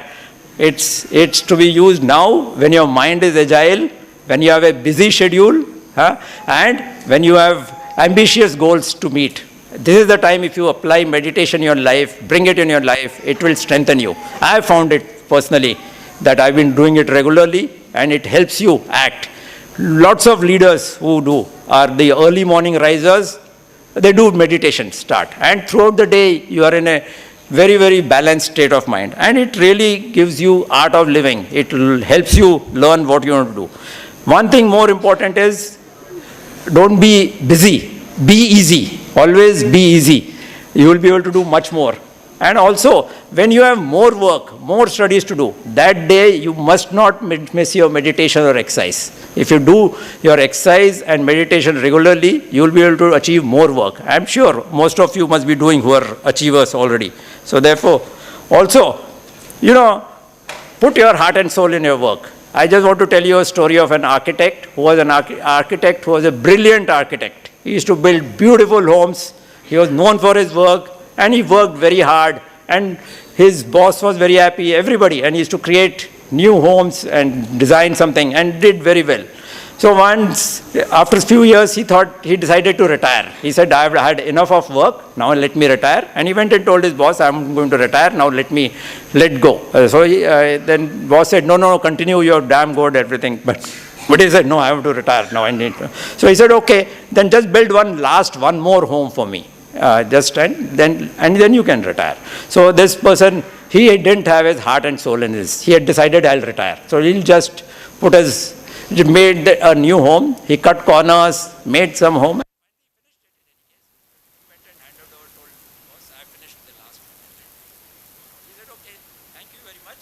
This home is yours. And he handed over the key to him.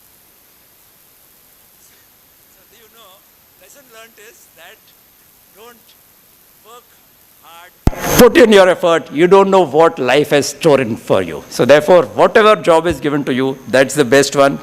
Do it well. And also, I think one of my experiences, when I was a young officer, and on the deck I was addressing young sailors and young junior officers, and I thought I spoke very well and loudly and everything. At the end of the speech, one of the young officers came and told me, sir, use your expressions and your hand movements were excellent. But we couldn't hear a single word because your mic was off.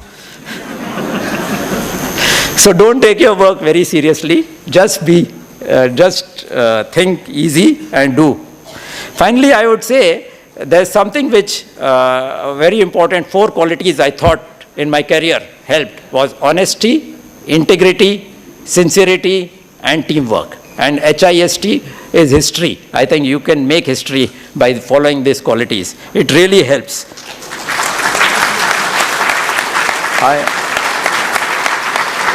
So I must say, work with passion, with integrity, use your time wisely. Every day you get 1,440 minutes. Each one of you gets equal. How much you use, it depends on you. How will you make a success, or you could use your time accordingly. Also, focus on your health, focus on happiness, always smile. Keep smiling at all the times. And who can't smile, then put your 2 fingers here and smile. Always, and keep it up all the time. And I must say, hug. Remember, hug. Huge, unbelievably great goals. Put them into it. And put your nation first. Nurture inner calm with meditation. The sea is vast as you go ahead in your life now. And there will be lots of waves in your life which will come up. But I think the IIT training which you have had, then you have built in a lot of values, you have a vision, and you are ready to lead. So therefore, all of you are go out, create, contribute, and command your destiny. This class of 25, heartiest congratulations to you. May your voyage be fearless and compass steady, and leave a legacy which is unforgettable. And in the end, I'd like to end with 3 times Bharat Mata Ki Jai with me. Let me see how is the Josh with you. Bharat Mata Ki Jai! Bharat Mata Ki Jai! Bharat Mata Ki Jai! Jai Hind.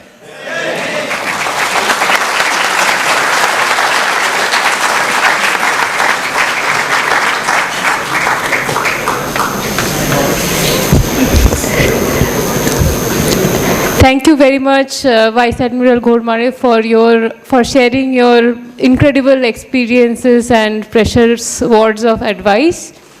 I now invite on stage our chief guest, Dr. R.S. Sharma, our guest of honor, Vice Admiral Ghormare, and Professor B.V. Fani for felicitation.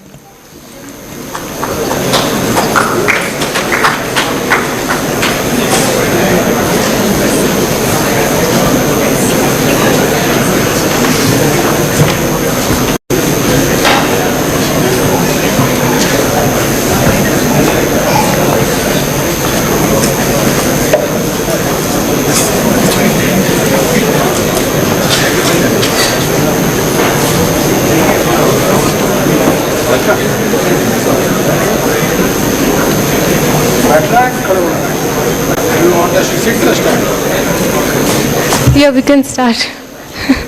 I will also like to call on stage Mrs. Ghormare. Please.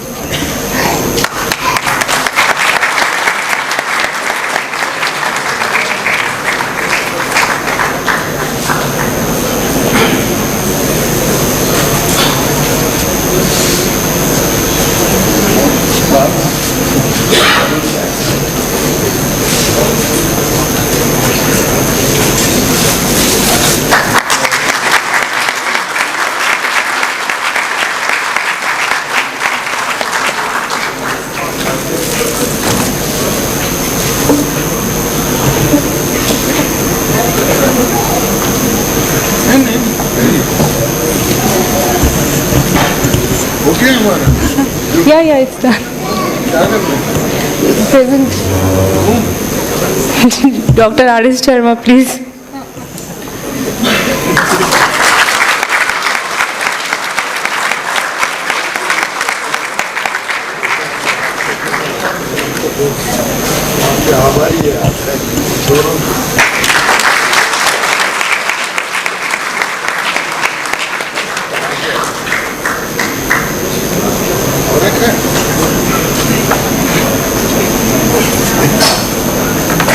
Now we can go back.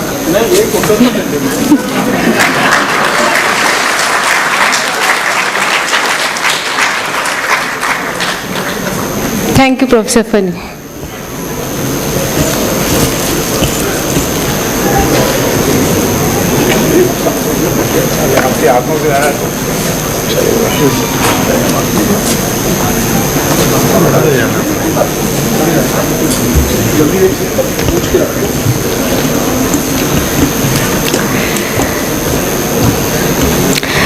I'm sure that our graduating students are feeling elated today. The journey for which and during which they have worked so hard has finally come to fruition.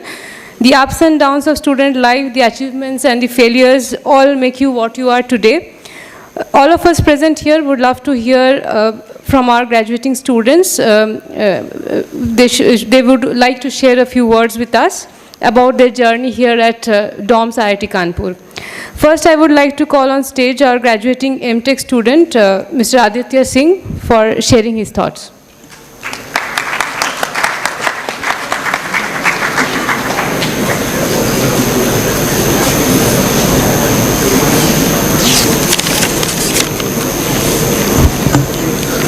So good afternoon everyone present here. Our esteemed chief guest, Dr. R.S. Sharma, Vice Admiral S.N. Ghormare sir, Head of our department, Professor B.V. Fani, respected faculty members, proud parents, and my dear fellow students. It is truly an honor to stand before you and speak on behalf of the MTech graduating class of 2025 from the Department of Management Sciences. We stayed here at this campus for 2 years, and these 2 years have flown by in what feels like a heartbeat. One day we were all setting our alarm to attend our first lecture, and the next thing we remember, we are here at our graduation ceremony, receiving our degrees. I mean, somewhere in between, we lived an entire journey. We did a lot of assignments, of course, and we worked on projects and presentations. We stayed late at night, prepping for our exams and placements. And now, whenever I look back at that time, I can say it was definitely worth it. We may not remember every formula and framework, but we do remember the discussions we had in our classrooms, the insights from our professors, and the friends we made along the corridors of our department, and our hostels. We might not be perfect yet, and perhaps we are not meant to be, but one thing we certainly have in us is the courage to move forward and the discipline to keep going. Our journey here at IIT Kanpur might have not always been smooth, but it has undoubtedly been the best one we have had so far. To our HOD and to all the faculty members, thank you for your continuous support and belief in us. And to the Department of Management Sciences, thank you for providing us the tools to learn, adapt, and grow. And to IIT Kanpur, thank you for giving us a platform to fly. We may be graduating here today, but a part of us will always remain here. So here's to growth, to gratitude, and to the exciting road ahead. Thank you. This was Aditya Kumar Singh signing off on behalf of MTech Dome's class of 2025. Thank you.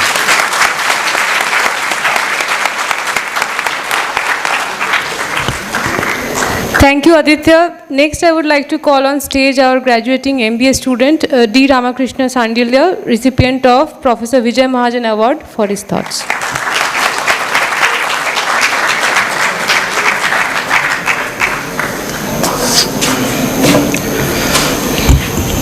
Well, good afternoon, everyone.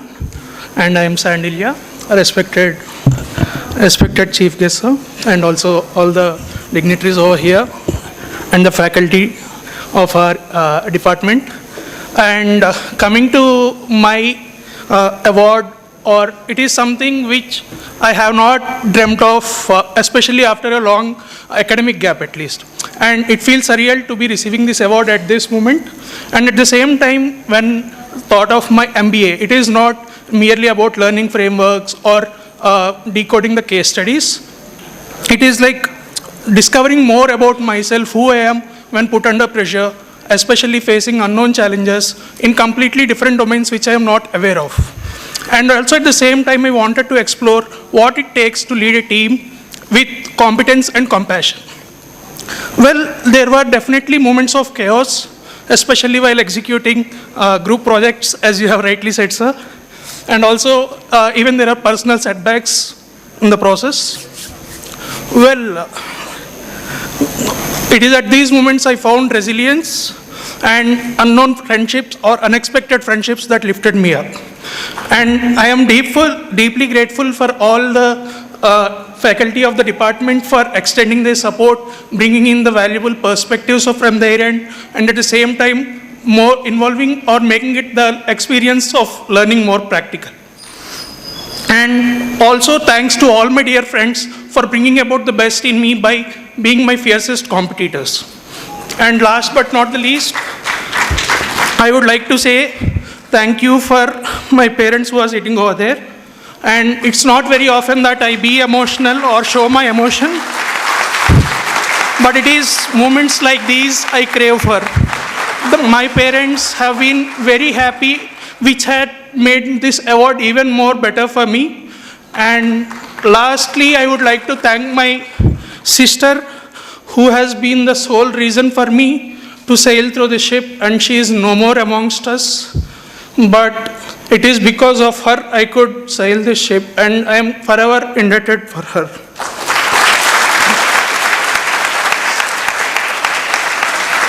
And I would like to conclude this by saying, as I move forward, I carry this award with humility.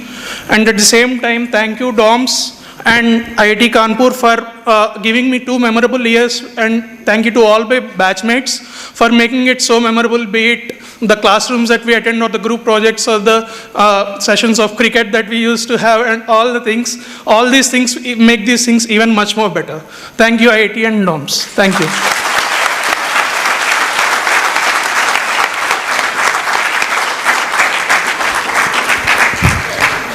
Thank you so much. I would like to call on stage our graduating MBA student Anusha Gupta, recipient of Mrs. and Mr. S.N. Mittal Gold Award, for her thoughts.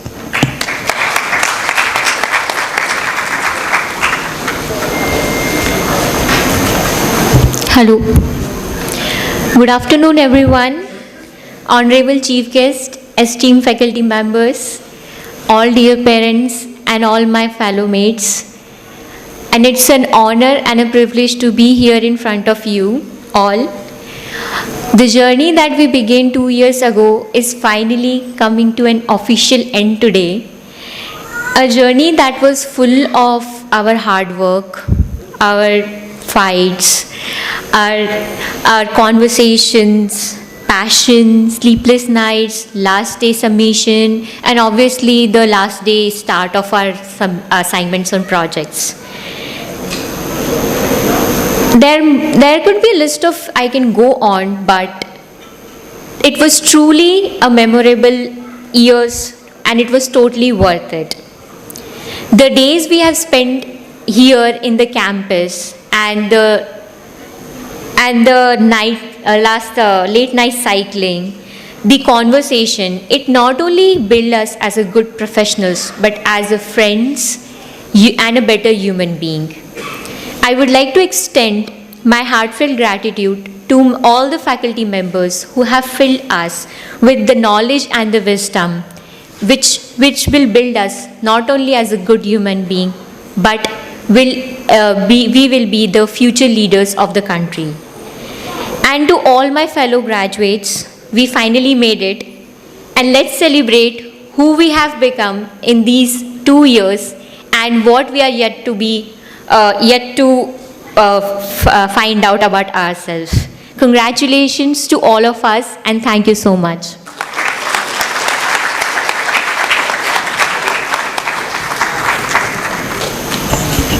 Thank you, Anusha. Finally, I would like to call on stage our graduating E-Master student, Santosh Deshpande, for his thoughts.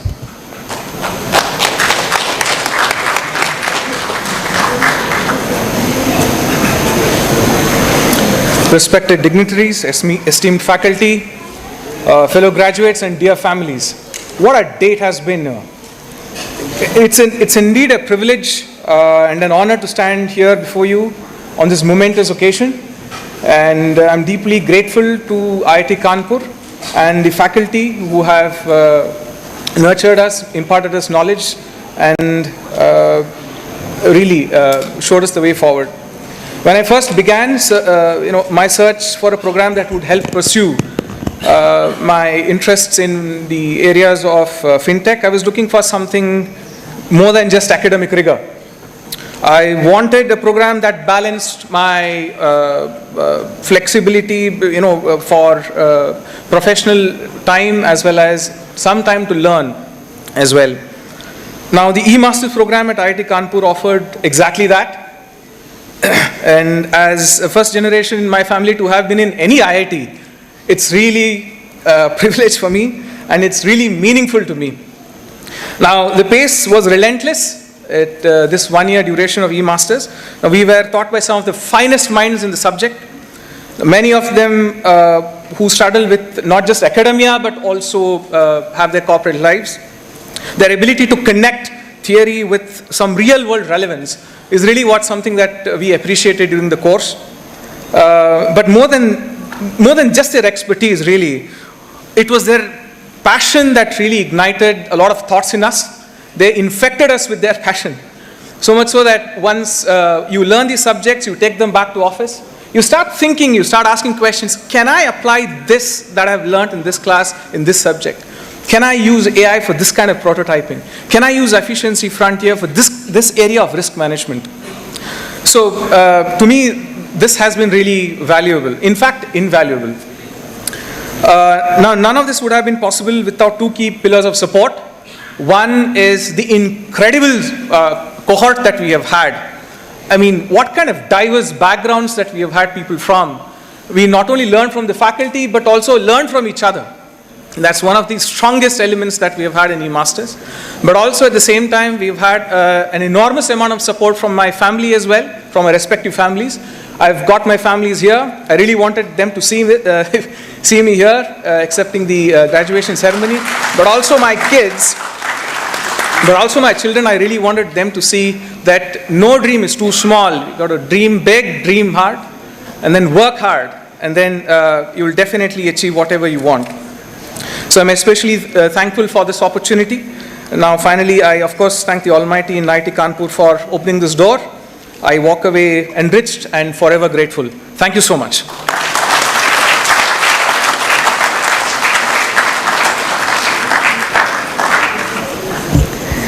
Thank you so much, Santosh.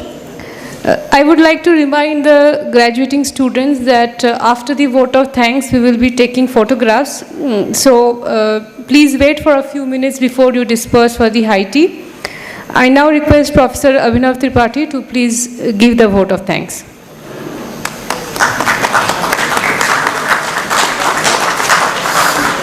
Esteemed guests, respected faculty members and dear students, I know a little late in the day, but as we come close to this memorable convocation ceremony, it is time to express our heartfelt gratitude and appreciation. So on behalf of our Department of Management Sciences, I extend my sincere gratitude to our esteemed chief guest, Dr. R.S. Sharma, for honoring us with his presence. His illustrious career and exemplary public service serve as an enduring source of inspiration for our graduating students and the entire academic community. We also have our respected guest of honor, Vice Admiral S.N. Ghurmade, whose distinguished leadership in the Indian Navy and significant contributions to national service are deeply motivating for all of us. Also, we would like to thank our former faculty member, Professor Kripa Shankar, for gracing the occasion with his enduring contributions to the growth and legacy of the department. Also, we have our head of department, whom we are very thankful, Professor B.V. Fani, for his leadership and unwavering commitment to the academic excellence of our department. Also, we have our associated faculty members, Professor Vipin Chaudhary, Professor Rajiv Mishra, Professor Chinmay Ingole, and respected faculty, esteemed colleagues at DOMS for their tireless efforts in mentoring and guiding our students through their academic journey. And also our graduating student, of course, and their families and friends who are present today. That adds a lot of great joy and meaning to the celebration. Finally, our dedicated student volunteers, office staffs, the LHC team, and the media personnel for ensuring that every detail of this event was executed smoothly and professionally. So, in closing, to the class of 2025, congratulations. Today marks a very major milestone in your academic and personal journey, and your hard work, resilience, and perseverance have brought you here. So as you step into the next phase of your lives, we are very confident, as a department, we are very confident that you'll carry the values and knowledge that you have acquired here at IIT Kanpur and the department with distinction and pride. And so finally, we congratulate you once again to the graduating batch of 2025, and thank you. Best wishes for the journey ahead. Our department is extremely proud for each and every one of you. Thank you all.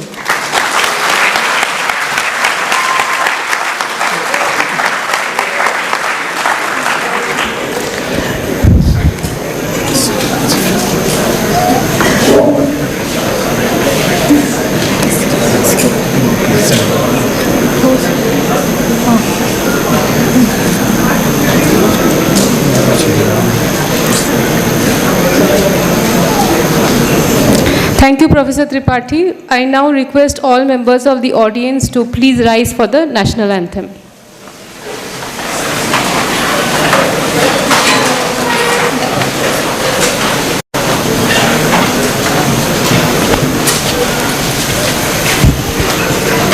Jana Gana Mana अधिनायक जय हे भारत भाग्य विधाता पंजाब सिंध गुजरात मराठा द्राविड़ उत्कल गंगा विंध्य हिमाचल यमुना गंगा उच्चल जलधि तरंगा तव शुभ नामे जागे तब शुभ आशीष मांगे गाए तब जय गाथा Jana Gana मंगलदायक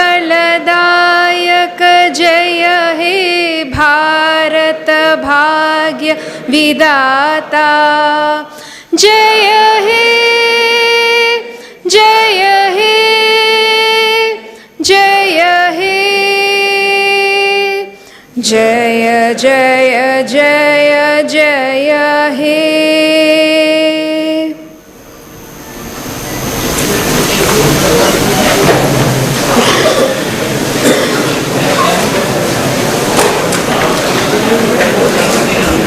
May I now please request our faculty members and graduating PhD student to please come on stage for the group photo.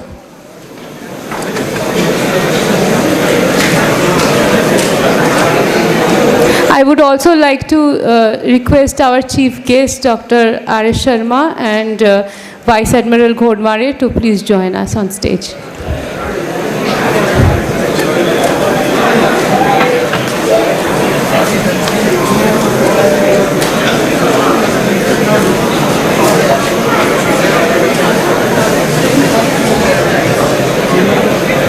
दिखा देंगे क्या तीनों को दिखा के बाद में खड़ा कर देंगे तीनों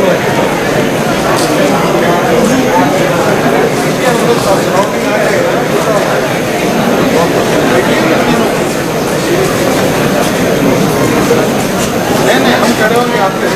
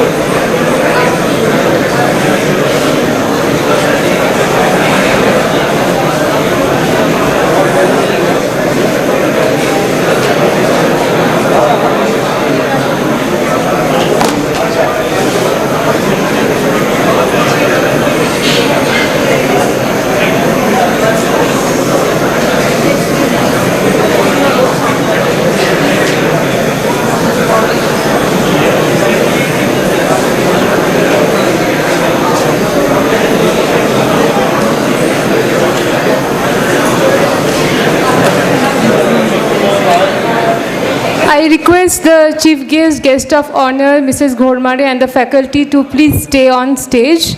I request our MBA students the MTech students to please come on stage now.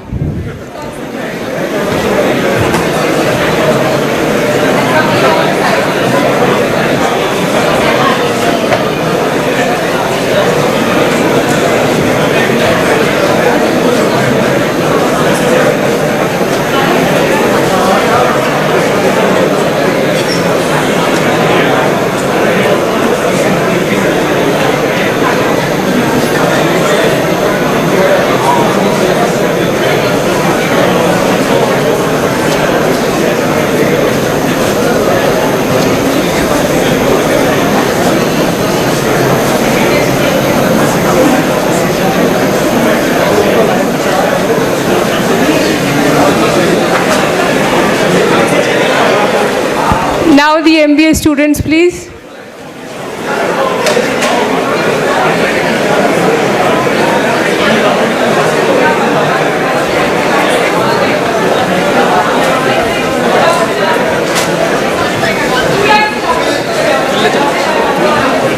गलत जगह से खड़ा होता है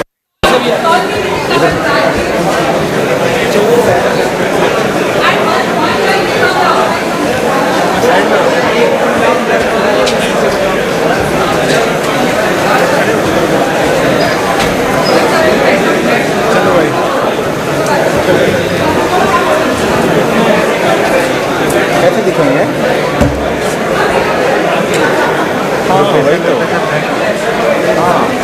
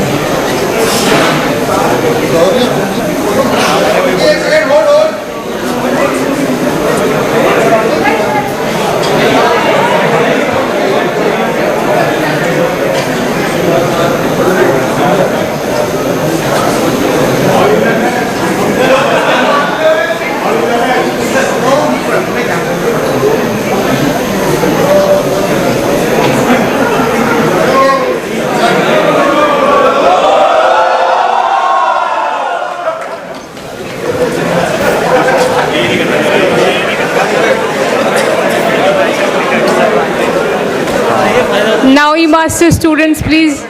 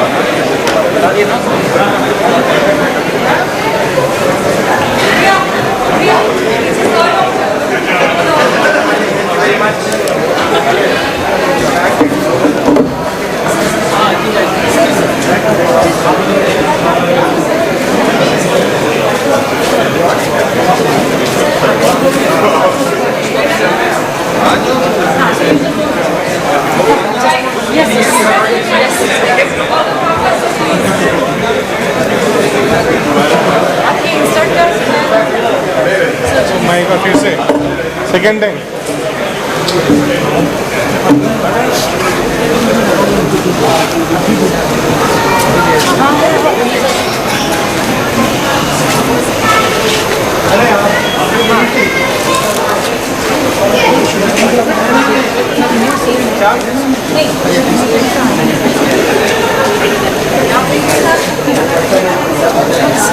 Sir, please.